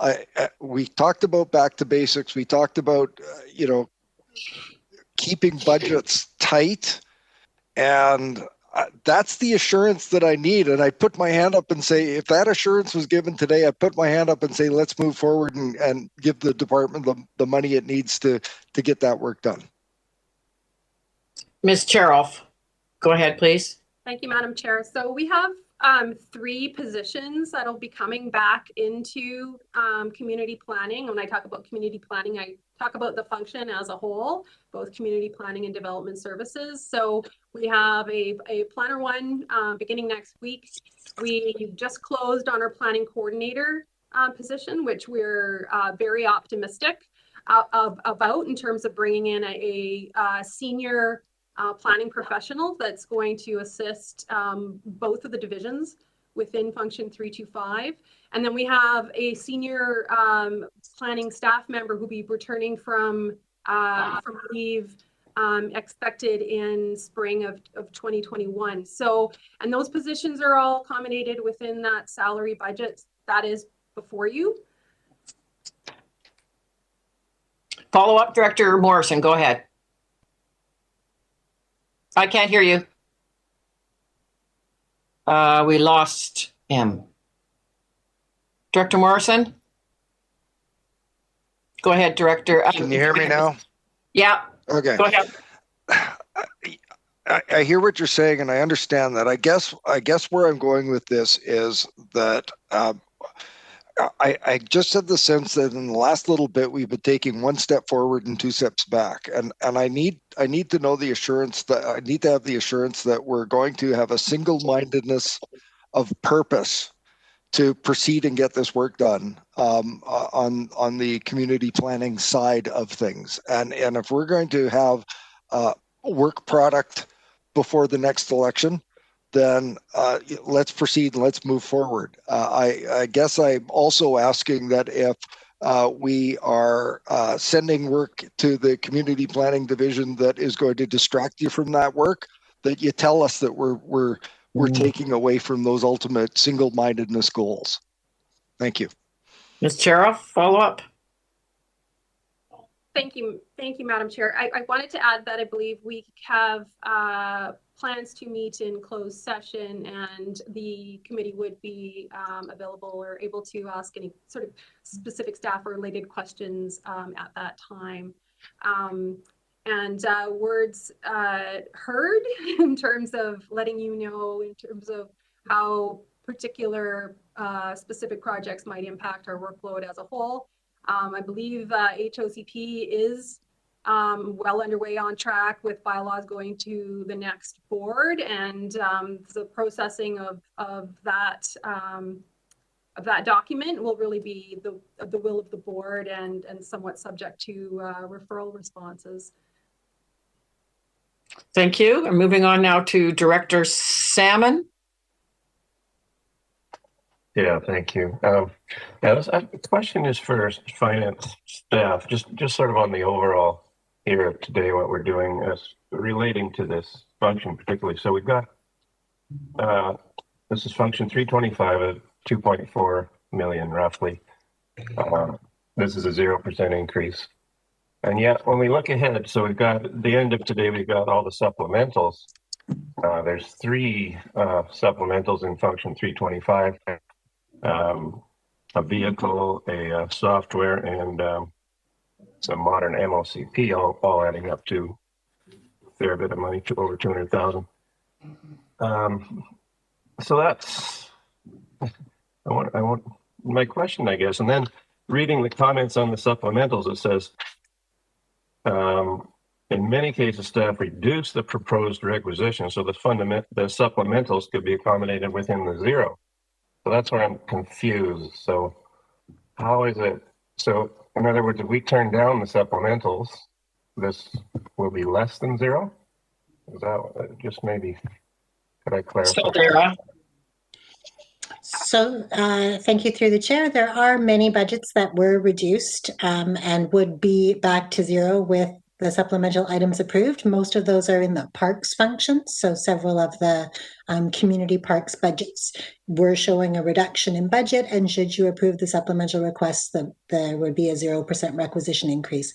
This function 325, has proposed a 0% requisition increase with everything in. The majority of the supplemental items, which we will discuss later on today, hopefully, would not have an impact on requisition, with the exception of one. So for 2021, so they're proposing funding through alternate means, as are many of the supplemental requests that will be brought forward today. Follow up, Director Salmon. What alternate means would they be getting the funds for? Go ahead, Ms. Saldera. So I won't jump ahead to those specific supplemental requests, but for supplemental requests in general, there have been several put forward using operating reserve, using capital reserve, some using a little bit of debt, some using grant funding, so other funding sources that are available, as well as in community planning. Some of the actual cost of running the community planning function is obtained through the user fees, so from fees and permits. So that is also revenue that's available. I can't, without looking at the specific supplementals, I believe the ones for 325 are using reserve funds. Interesting. Okay, thank you. Okay, we're moving on back to Director Acton, and then Smith, and then Nicholson. Oh, okay. Moving to Director Smith. Thank you. Through the chair to staff, Finance Department, I'm just wondering on this one is also a code Z, and I would appreciate if Area G, Area D, and Area H were actually reflected. I know you're going to say Islands Trust, but it still means that we're not reflected on these budgets. And I think it's very important that the electoral areas, whether it's A, B, C, D, we should all be reflected with an actual amount on there. It may cause you additional work, but if this one is approximately 200 and some thousand for Area G, I think it should be reflected there. I think those are really important for the the taxpayers to be able to actually see their contribution, their requisition for these functions. So this Code Z sounds great, but I'd really like to see it changed. Thank you. Ms. Aldera? Thank you through the chair. So during the break, I was able to check our assessment reports from BC Assessment. It is one report from BC Assessment listed as Code Z with respect to regional planning. So in order for us to split that out, we would need the GIS department to actually map out the boundaries of Code Z and then to divide up the assessment within those boundaries so that we can do that calculation. So it would be a fair bit of work. I would need direction from the board to ask GIS to proceed with that work, and I'm not confident that it could be done in time for this year's budget. Follow up, Director Smith. Yes, I am kind of confused because on the schedule, it'll say community planning excluding the islands. So if we can come up with an amount for the schedule, the tax insert, then it has to come from someplace. Am I missing something in this conversation?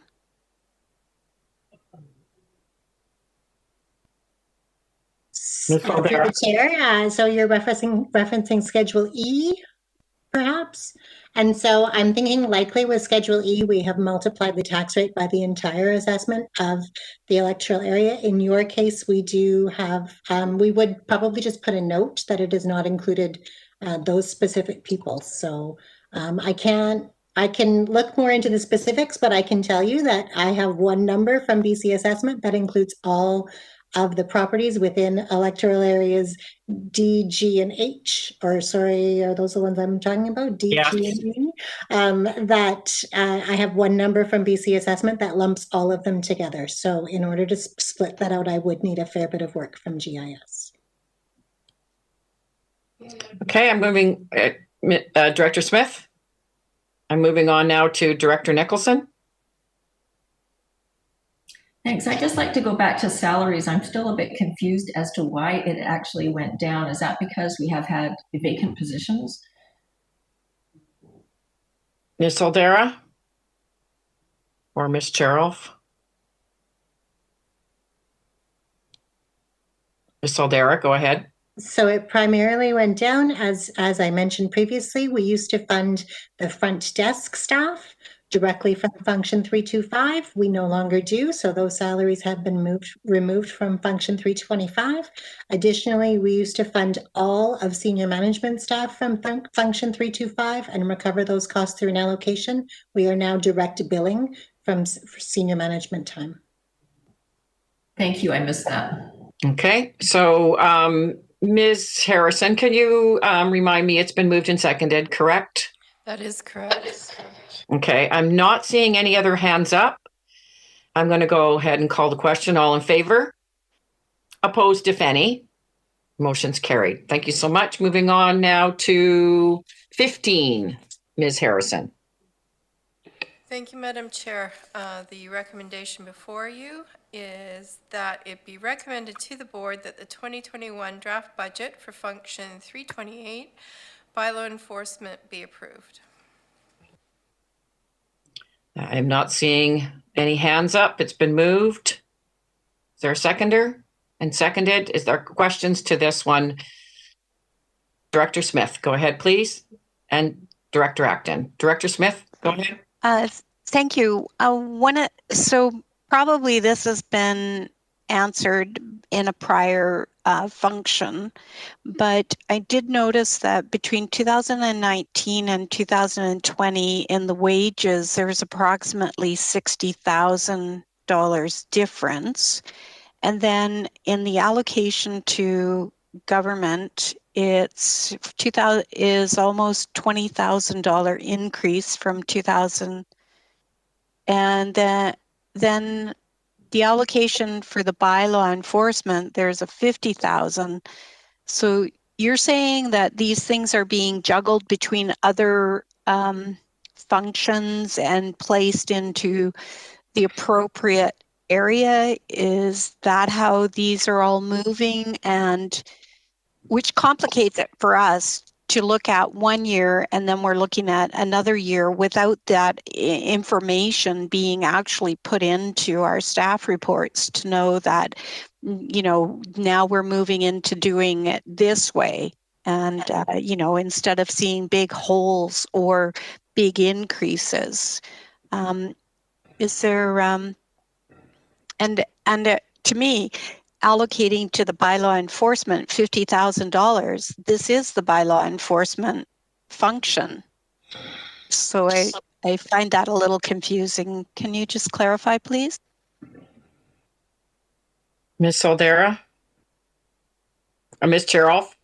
Thank you, Madam Chair. It's more of a management question, I guess. So yes, there has been an effort to ensure that the salaries that are paid out of a division's budget are being used to recover costs for the work that's done for that division. So there have been some changes with respect to some of the administrative staff time that's been allocated across divisions and land use services. For bylaw enforcement, there is a newer from the last budget half time position that was budgeted, and we also, with the addition of the park warden, decrease in some bylaw enforcement time for parks related matters. We also have building inspectors who are also bylaw officers, so they this year may have been spending more time assisting bylaw enforcement on bylaw enforcement related matters due to COVID. So you know, it's a very complicated sort of thing to try to explain. So we do the best to use the resources that we have within our divisions. But if we are using, you know, a staff person for one division within another, then that division needs to pay to ensure that one division isn't being shortchanged, essentially. Okay, go ahead, Ms. Soldera.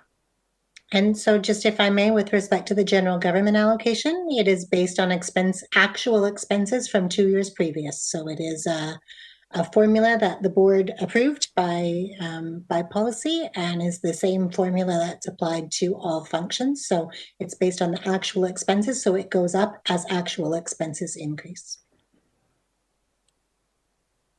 Okay, I'm seeing no other hands. Can I call the question? Director Acton? Thank you. I had a question. There was mention of the review happening in bylaw, and then there was also another mention of administration. So I just wanted to clarify that that wasn't administrative hiring, that was just administrative costs to implement the review. Ms. Cheroff? I'm not sure. I'm not sure who in staff would like to take this. I'm not. I think I'd call on Mr. McDonald to respond to that. Thank you. Mr. McDonald. Through you, Madam Chair. There is a supplemental for next year to do the service review. So that is not in this budget. That will be coming out of operating reserve. I think that answers your question. Thank you. Director Acton, is that sufficient? Okay, I'm going to call the question. Actually, I was asking about, there was no extra staff hiring in this function. Was there? Mr. McDonald? There is a supplemental to convert our regular part-time position to a regular full-time position. So that will be coming in later in the meeting, I guess. Okay, so that's where I saw it. I just thought maybe, okay, I'll discuss it then. We can discuss it then. Okay, all in favor? Opposed, if any? Motion's carried. Thank you so much. We move now to... Item R4. Yes, thank you. Item R4 is a report from the Finance Division regarding fire protection 2021 draft budgets. And the recommendation before you contains 8 recommendations for various functions. So there are 8. Does anybody want any of the 8 pulled? Director Morrison?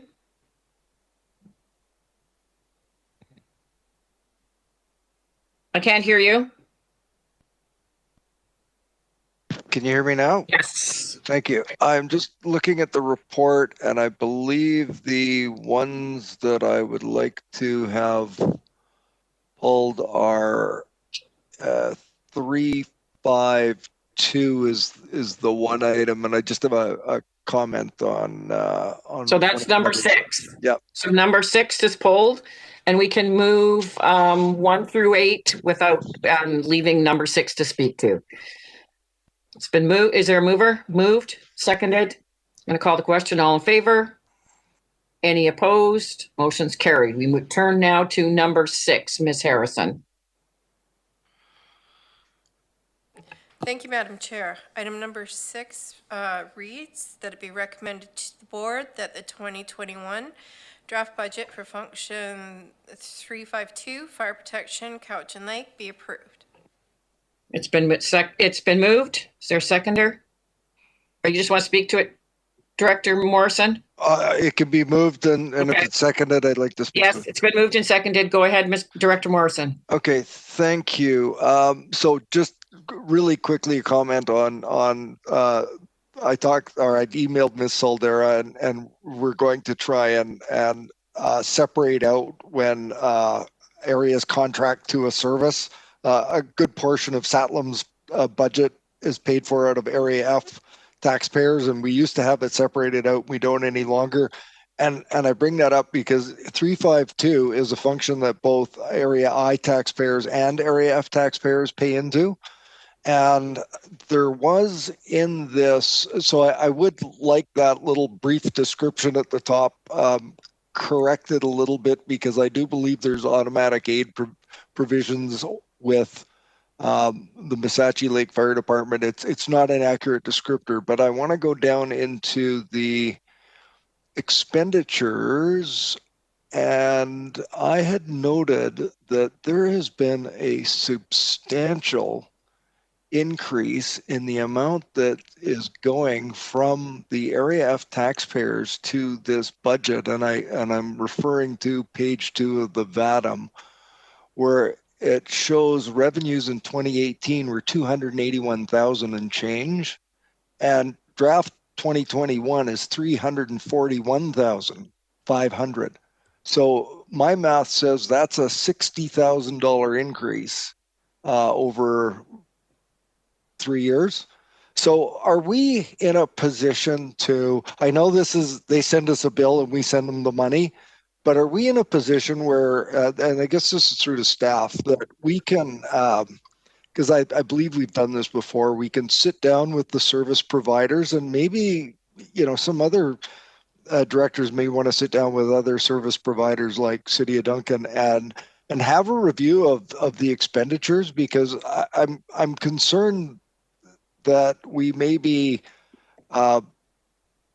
spending an awful lot of money on services. We mind every one of our dollars within our own fire department budgets, and this is a huge increase. So I know we have to pay it, but do we have the ability to be able to sit down and discuss with their finance people what the actual goings on are in those departments? Ms. Soldera?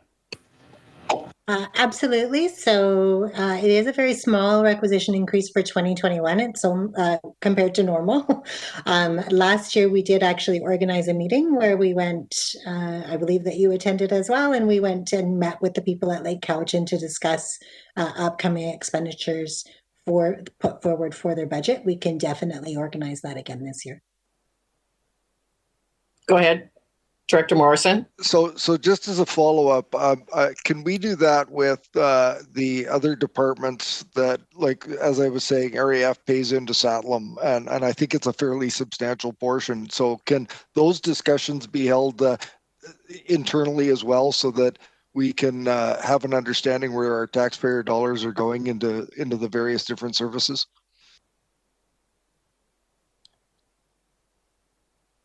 Through the chair, absolutely. Yes, I believe I believe that our Public Safety Emergency Services Department is on the call, so I'm sure that they will make a note to schedule meetings with you to go over those expenses.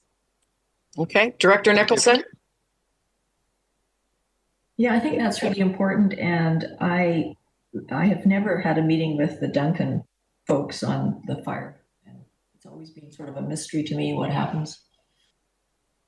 Okay, so I'm going to call the question, seeing no other hands up. All in favor? Opposed, if any? Motion's carried. Thank you. Now, where are we? Item Number R- 5. Yeah. Item 5. Go ahead. Ms. Harrison. Thank you, Madam Chair. Sorry. Thank you, Madam Chair. Item R5 is the report from the Emergency Management Division regarding the 2021 draft budget review, function 355, Malahat Fire Protection.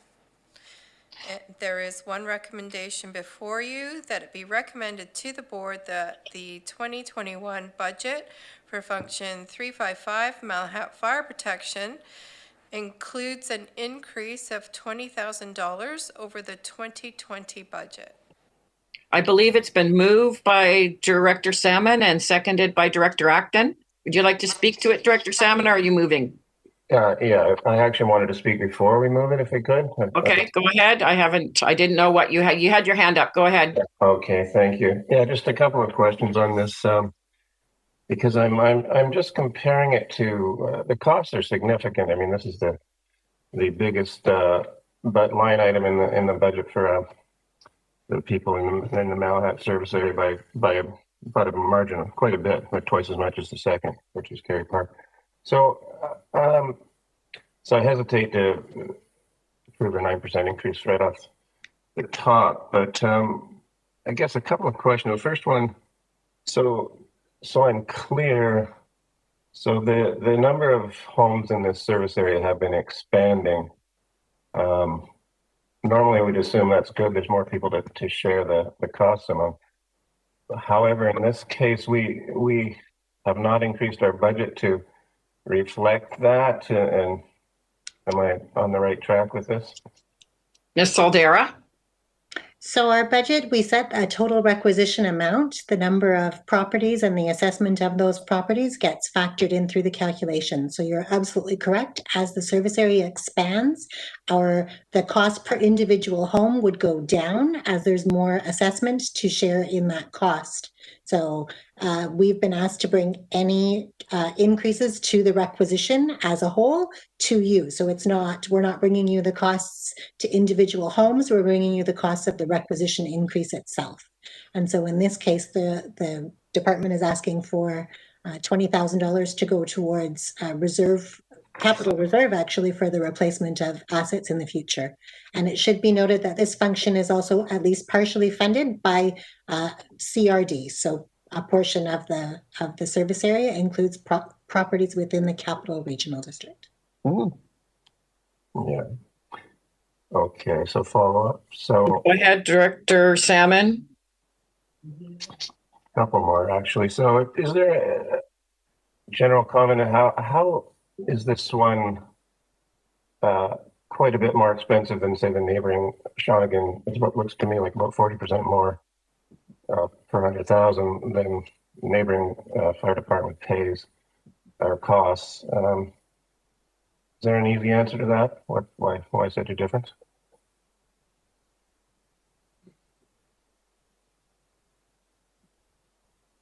Sounds like not.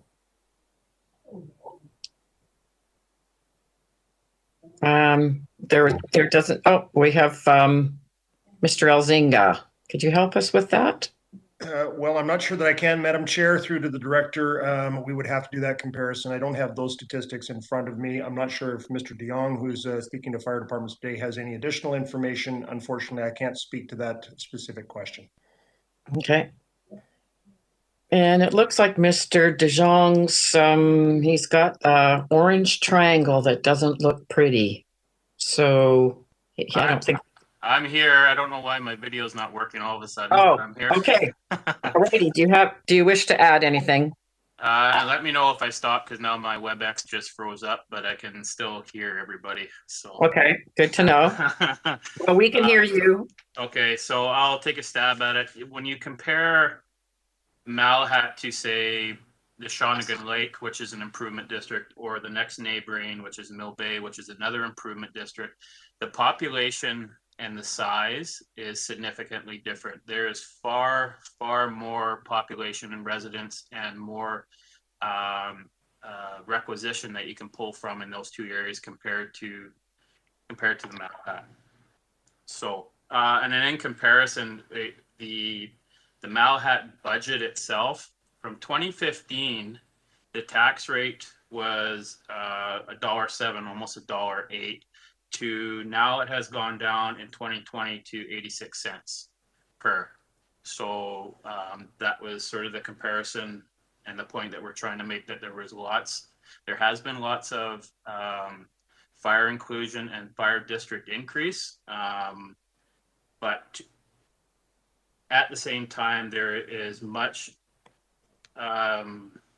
pressures to upgrade in the future, in the very near future, the resources and the assets for the fire department, mainly fire trucks, but we also have to go down the road and look at what the future is for the fire station. But we have 3 apparatus that are overdue for replacement. It's probably going to total close to $1 million, but we're holding off on that right now because we don't have the reserve funds. Director Salmon? Yeah, one more follow-up. So thank you, that helps. I mean, it still is the major cost for the residents in that area, but that's fine. Just one, maybe Mr. DeYoung, if you're still there. I don't usually get this level of detail, but I'm looking at the financials, and it looks like for 2 of the vehicles, the fuel costs of, well, one's doubled, one's tripled, the last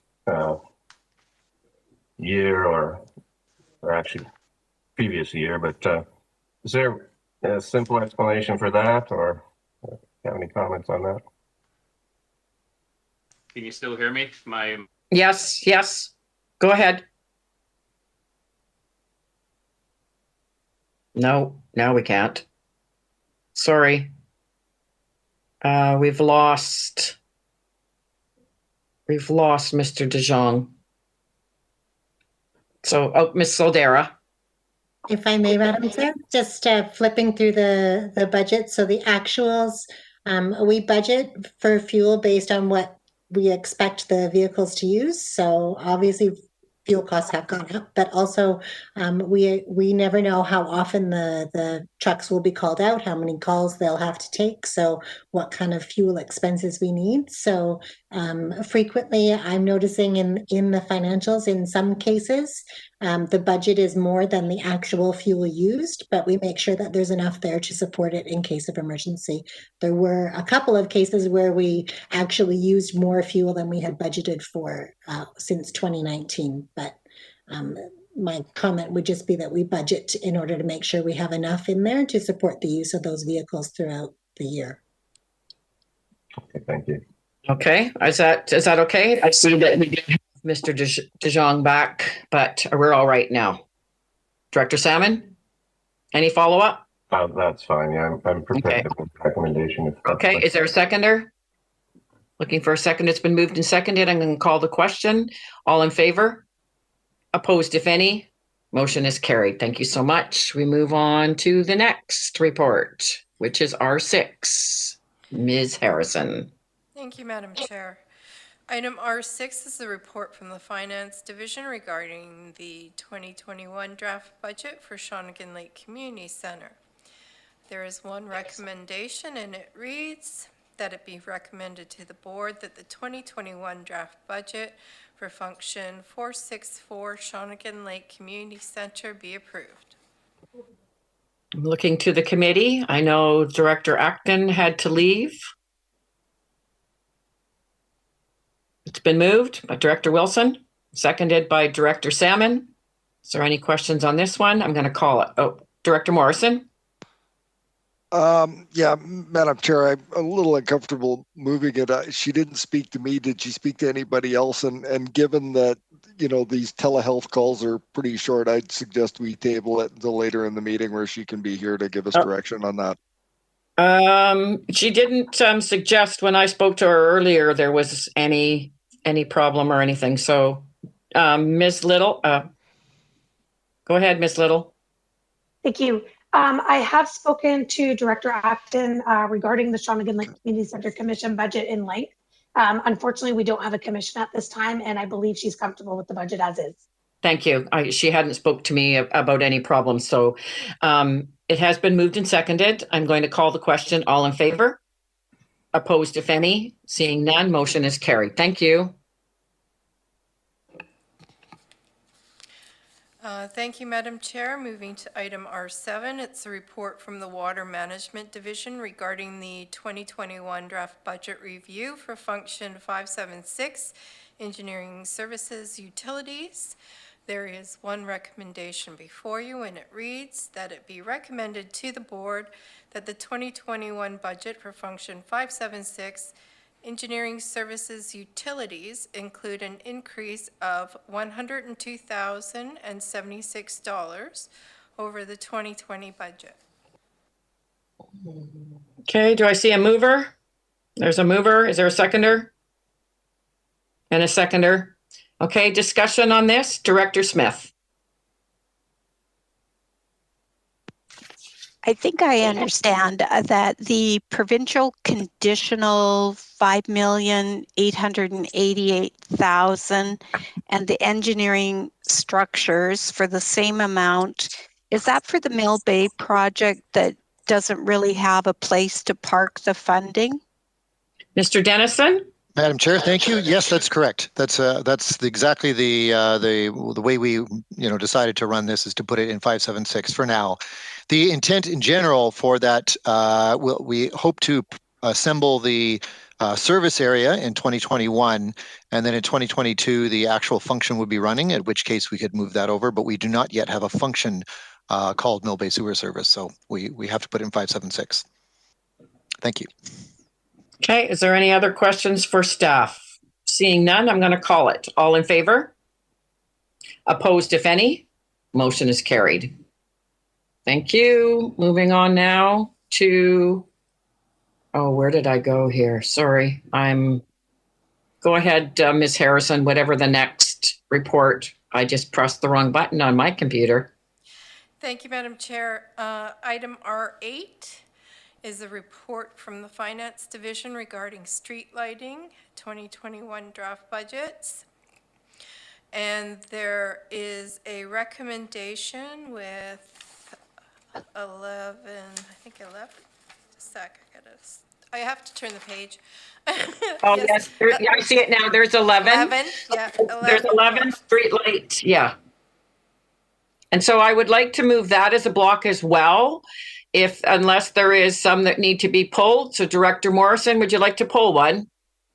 I think I got to pull number 5, which is 561, which looks like something new to me. So could we pull 5? So we'll move it as a block, but pull number 5. Can somebody move that and second it? Or did we already have that? Moved and seconded. All in favor? Opposed, if any? Moving on now to number 5. Director Morrison. If I could, I'm just trying to get to the budget because I didn't think I had a critical street lighting function in my area, and I'm looking at the budget, and 5.6 is the function there, 561? If I may, Madam Chair, it's a typo. It should actually read Electoral Area E. Oh, thank you very much. Good eye, Director Morrison. Didn't think I had one of those. Okay, so number 5, I turn to the Director of the area. Are you fine with that, Director Nicholson? It's been moved. Is there a seconder? It's been moved and seconded. Call the question. All in favor? Any opposed? Motion's carried.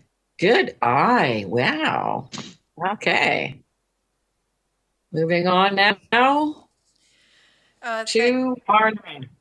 Thank you, Madam Chair. Item R9 is a report from the Water Management Division regarding the 2021 draft budget review for Function 500 series street lighting budgets.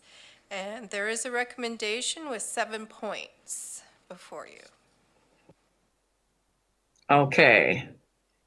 I'm looking for a mover. It's been moved. Is there a seconder? It's been seconded. And question, Director Salmon. Could I pull number 6?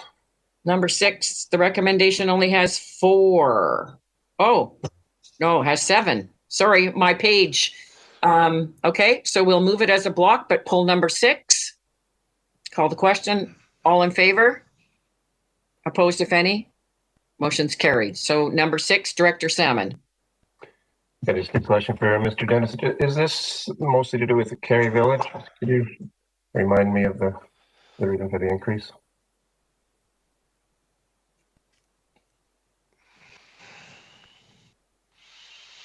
So there's, yeah, for all these functions, there's no overheads or anything in here other than if lighting changes or electrical costs increase, which electrical costs have been increasing steadily through our critical street lighting functions.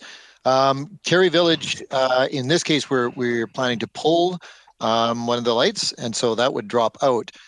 Most of that increase is just related to, would that be at 2% is just related to electrical power.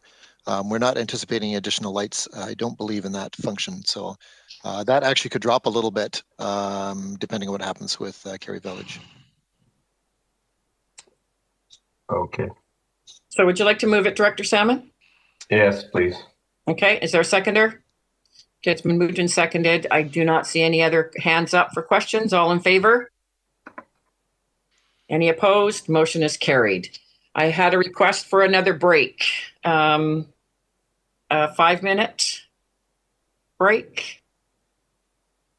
Okay, so we'll break for 5 minutes. Thank you so much.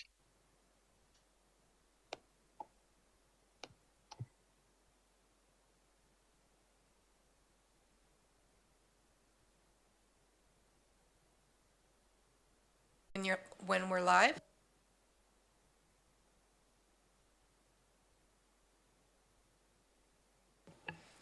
Thank you, Madam Chair. We are live. Thank you so much. We're moving on now to R10, Ms. Harrison. Thank you, Madam Chair. Item R10 is a report from the Finance Division regarding Drainage 2021 draft budgets, and the recommendation includes 8 sub-recommendations for drainage functions. Okay, I'm looking to the committee. I will move it as a block unless I'm requested to pull any. Director Morrison. Moving it as a block for you. Okay, is there a seconder? It's been moved and seconded, 1 through 8. All in favor? Opposed, if any? Motion's carried. Thank you so much. Moving on now to R11. Thank you, Madam Chair. Item R11 is a report from the Water Management Division regarding the 2021 draft budget review for Function 700 series, which are drainage budgets. And the recommendation before you is that it be recommended to the board that the 2021 budget for Function 715, Arbutus Ridge Drainage System, include an increase of $12,300 over the 2020 budget. Thank you so much. Looking to the director of the area, Director Wilson. Moved. Is there a seconder? It's been moved and seconded. Is any discussion on this? Seeing none. All in favor? Opposed, if any? Motion's carried. Thank you. Moving on now to R12. Thank you, Madam Chair. Item R12 is a report from the Finance Division regarding Water Service 2021 draft budgets. And the recommendation before you contains 15 sub-recommendations for various water system functions. Thank you. I'd like to move it as a block, and if anybody would like some pulled. So Director Smith and Director Morrison have their hands up. You would like to pull? Director Smith. Number 10, please.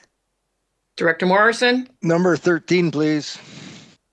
So the rest can be moved as a block. Can I have a mover moved and seconded for the rest? I'm going to call the question. All in favor? Opposed, if any? Motion's carried. And now I turn to number 10, Ms. Harrison. Thank you, Madam Chair. Number 10 reads that it be recommended to the board that the 2021 draft budget for Function 640 Saltaire Water Systems be approved. Director Smith? I have a question for Mr. Dennison before I move this. Okay. Mr. Dennison, he's there. Yes, Mr. Dennison, we just recently put through the increase to bring the taxation up to 720,000. I'm assuming that this budget was done prior to that, and will we be seeing changes in this budget before the final budget? And should it just be held off till the next corporate services meeting? Mr. Dennison, go ahead. Thank you, Madam Chair. This is a tricky one because there's a lot of balls in the air, and it's hard to know how that's going to play out. So that's recently moving through. It's the boring bylaw has not been yet approved, though. I mean, just at the board at this stage, we still have to do the AAP process. So what we'd likely do is come back as things get clearer, and especially when debt costs are kicking in and what we might need as an interim, we'll probably be amending that budget later in the year as this gets as the more information comes in and the costs are clear. We don't know whether we're getting the grant or not. We don't know, what the actual capital costs will be. There's a lot of factors. Follow up, Director Smith. Yes, follow up. So many of those balls in the air will be after the filing of the budget. And so if we get the grant, that's one thing. And if and the AAP isn't finished till into February. Mm-hmm. So those will all have an impact on the direction of this budget. I just want to ask for clarification to make sure that if moving it at this time, or should it wait until the very last minute? Maybe Ms. Soldera could answer that one. Ms. Soldera? Through you to Director Smith, we currently are budgeting the maximum requisition. We do not have approval from the Inspector of Municipalities yet for higher requisition. So this is the maximum that we can budget for at this time. I would definitely recommend at least approving it now, so that if by some chance we miss putting it up later, we have the ability to tax still. If we do not adopt this budget as part of our annual budget, we will not be able to charge any parcel taxes at all. So I would recommend that we put it through now, and then we can always increase user fees if we need to partway through the year, or we can look at putting it forward early for next year. Okay, Director Smith. It's been moved. Is there a seconder?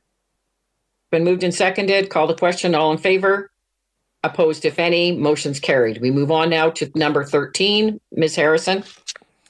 Thank you, Madam Chair. Item 13 reads that it be recommended to the board that the 2021 draft budget for Function 662 Honeymoon Bay Water Debt Well Number 2 be approved. Director Morrison? I can't hear you. Hang on. Now I can hear you. There we go.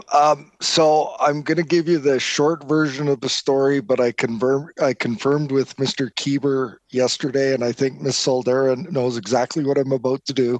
But I'm going to move that the Honeymoon Bay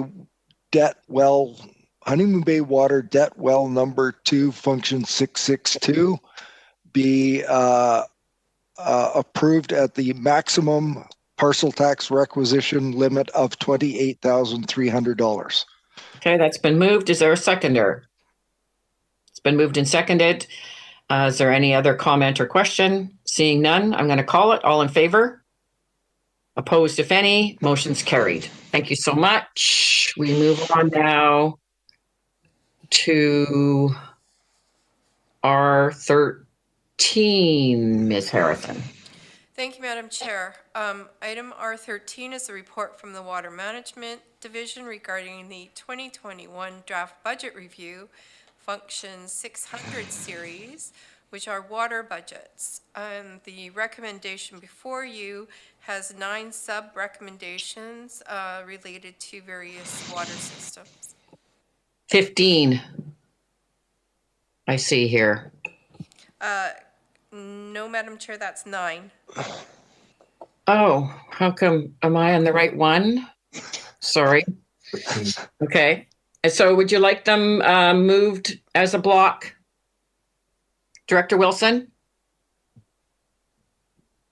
Thank you, Madam Chair. I'd just like to pull number 4 for the time being, just with a quick question for Mr. Dennison. Okay, I was moved on to the, okay. Number which one? Number 4, Arbutus Ridge Water System. Okay, we'll move, pulling number 4. Number 9. And number 9. And seeing no other, so can the rest be moved as a block? Did we have a mover and a seconder? I was trying to find on my camera, on my computer here. It's been moved, second. Okay, all in favor? Opposed, if any? Thank you so much. Moving to number 4, Ms. Harrison. Thank you, Madam Chair. Item 4 reads that it be recommended to the board that the 2021 budget for function 615 Arbutus Ridge Water System include an increase of $8,424 over the 2020 budget.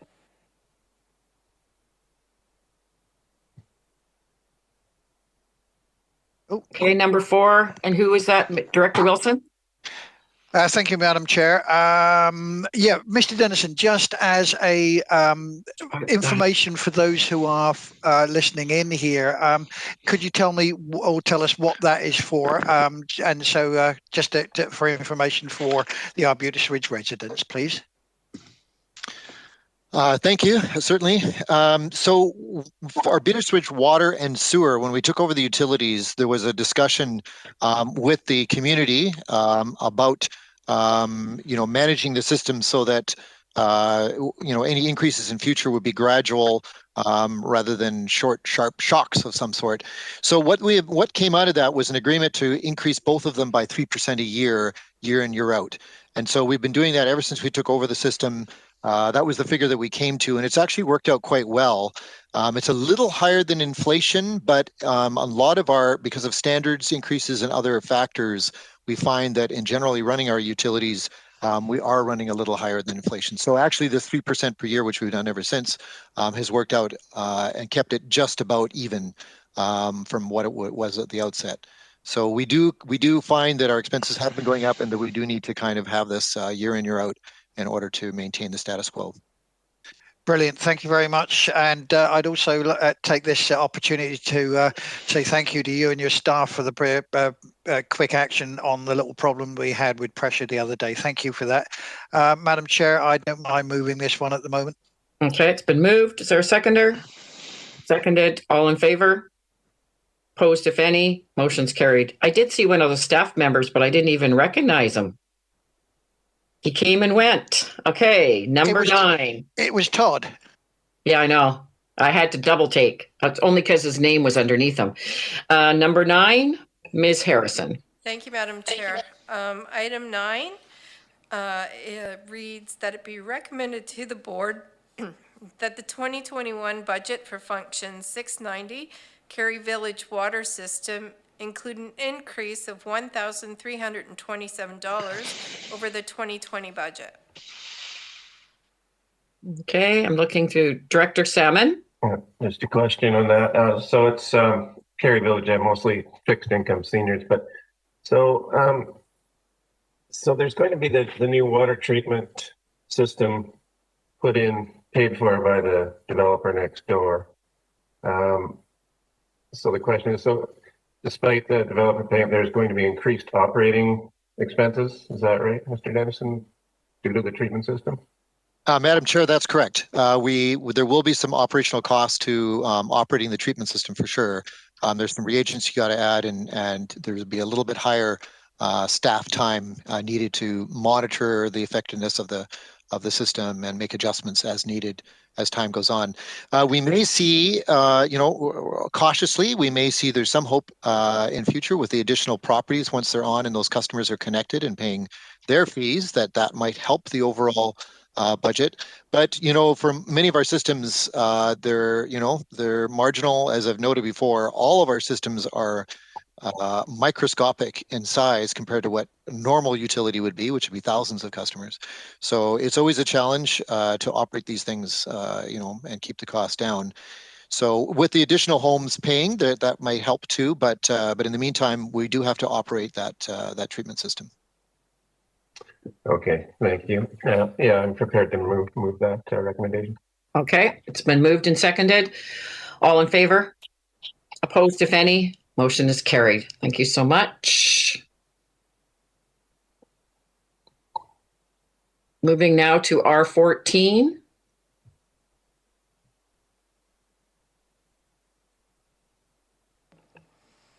Go ahead, Ms. Harris. Thank you, Madam Chair. I have it right this time. Yes. Item 14 is the report from the Finance Division regarding sewer service 2021 draft budgets. And the recommendation before you contains 10 sub-recommendations for various sewer systems. So I'd like to move it as a block if I see otherwise from directors. So Director Morrison and Director Nicholson. Go ahead, Director Nicholson. What would you like to pull? I just have a question about whether there's any impact on putting money into capital reserves with these flatlining the budgets. Who was that to?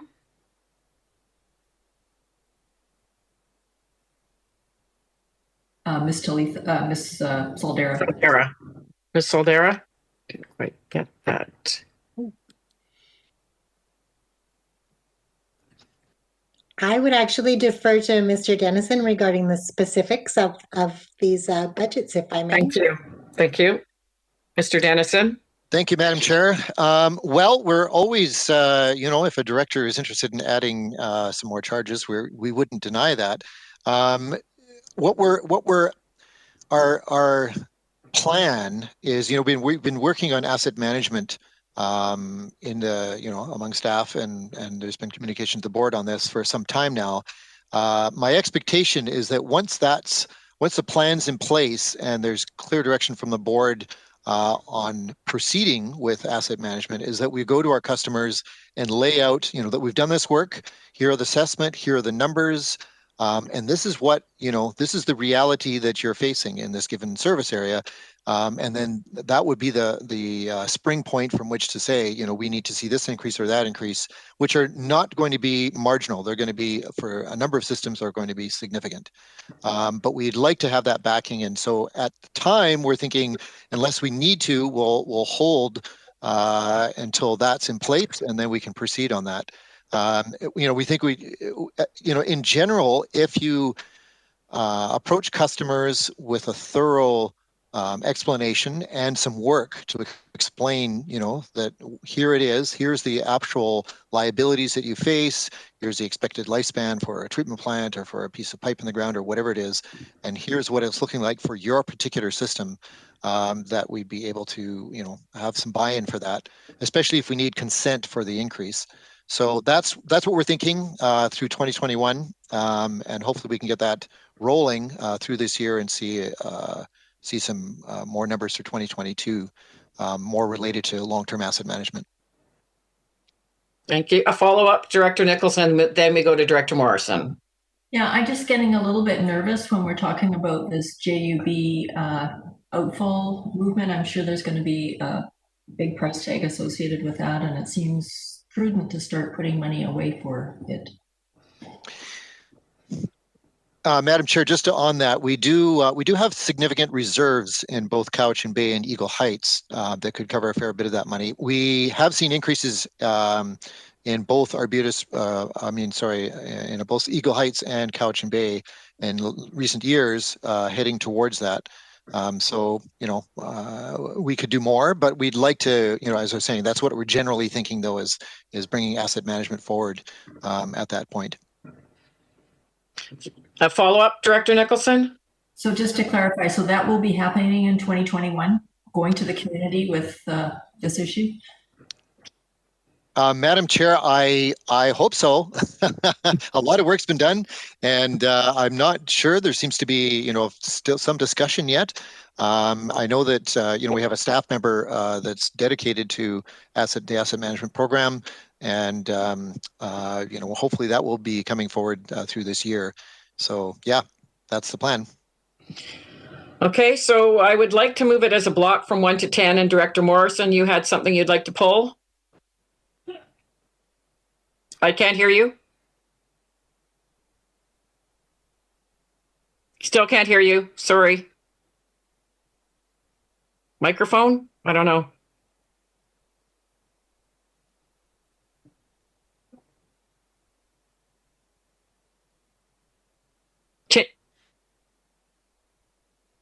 How about now? Now, yes. Go ahead. Which? It's function 810, which I think was number 6 on the list. I'm not sure. I don't have it in front of me. Yes, it is 810. So I'd like to move the block except for number 6. Can I have a mover and a seconder? And call the question. All in favor? Any opposed? Motion's carried. Now we move to number 6, Ms. Harrison. Thank you, Madam Chair. The recommendation before you reads that it be recommended to the board that the 2021 draft budget for function 810 Missachi Lake Sewer System be approved. Director Morrison. Can you hear me now? Good. Yes. Can I just direct a question through to staff? I'm pretty sure I had the discussion with them earlier in the year about this one, but could I ask Mr. Dennison to pull this up in the report on the budget? I'm looking at the 5-year plan. And yes, there's been significant expenditures in 2020 and beforehand. And 2021 seems to be a hold fast and due to the direction of the zero requisition increase. But given the small number of users of this system and the hopes that we attract new users to the system, the 5-year plan for 2022 is a $10,000 hit to those 50 some odd users. And I don't think I would have logically thought that was a good idea. So can you recollect what the rationale was for not stepping up the increases that are going to be needed for this in 2021? Something's coming to mind, like maybe we were just going to take a pause and a breath for a moment, but can you clarify why we're going from the current levels to basically a $10,000 increase in 2022? Madam Chair, it's tricky to forecast the future with a lot of these things. What we're expecting, to answer the first part of the question, is in 2021, we had told the customers of the system earlier what kind of increases were expected to be involved for the capital and the operating. And so, we're going to try and stick with that if at all possible. The next thing, though, as Director Morrison points out, is that there is the potential for additional connections, particularly in Honeymoon Bay, where we have the Pebbles West development. We assume that's going to be proceeding by 2022, but we don't know for sure. Also, there may be other partners. The camp Imidine that's there, they might be signing on. They've indicated in the past interest. Whether they do or not, I mean, who knows what's happening with the pandemic or how that might affect their situation. So, at this point in time for 2022 and beyond, it's we're just placeholding possibilities rather than really having any idea. We have insufficient information to really truly plan. So what all we're doing at this point really is indicating some possibilities, and that there may be further customers joining the system, and that may increase the size of the budget. At that point, I wouldn't anticipate that the 10,000 is a hit to the existing customer base. That's not what we're hoping for anyway. Director Morrison. Move the staff recommendation, please. There a seconder? I call the question. All in favor? Opposed, if any? Motion is carried. Now, we did suggest that we will go until 12:30 and call a recess if we don't get through. So we have R15, I believe, Ms. Harrison.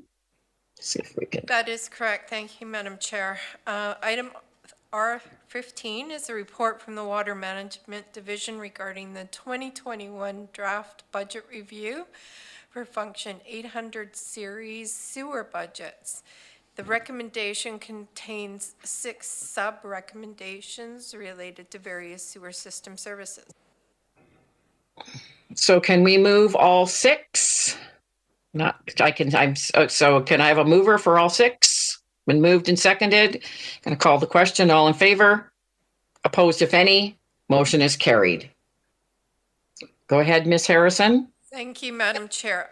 Item R16 is a report from the Finance Division regarding grant functions for nonprofit organizations, 2021 draft budgets. And the recommendation contains 21 sub-recommendations about various grants. Okay, so there is 21. And can we move them as a block, or would you like some moved, pulled? I can move those as a block if nobody wants any pulled. I'm not seeing that anybody wants them pulled. Director Morrison, okay, you second it. Okay, I'm going to call the question. All in favor? Opposed, if any? Motion's carried. Ms. Harrison. Thank you, Madam Chair. Item R17 is a report from the Finance Division regarding the 2021 electoral area supplemental requests. This recommendation contains 32 sub-recommendations regarding various supplemental requests. I am thinking that this one might have to be held off until after our regular electoral area services at 1:30, so we can reconvene. This R17 is our last one of this special electoral area meeting, and then come back at the end of our next meeting with this one. So move to reconvene until the conclusion of the closed session of the regular EASC. Thank you. It's been moved and seconded. All in favor? Motion's carried. Thank you very much. Enjoy your break. See you later. Great job, Lori.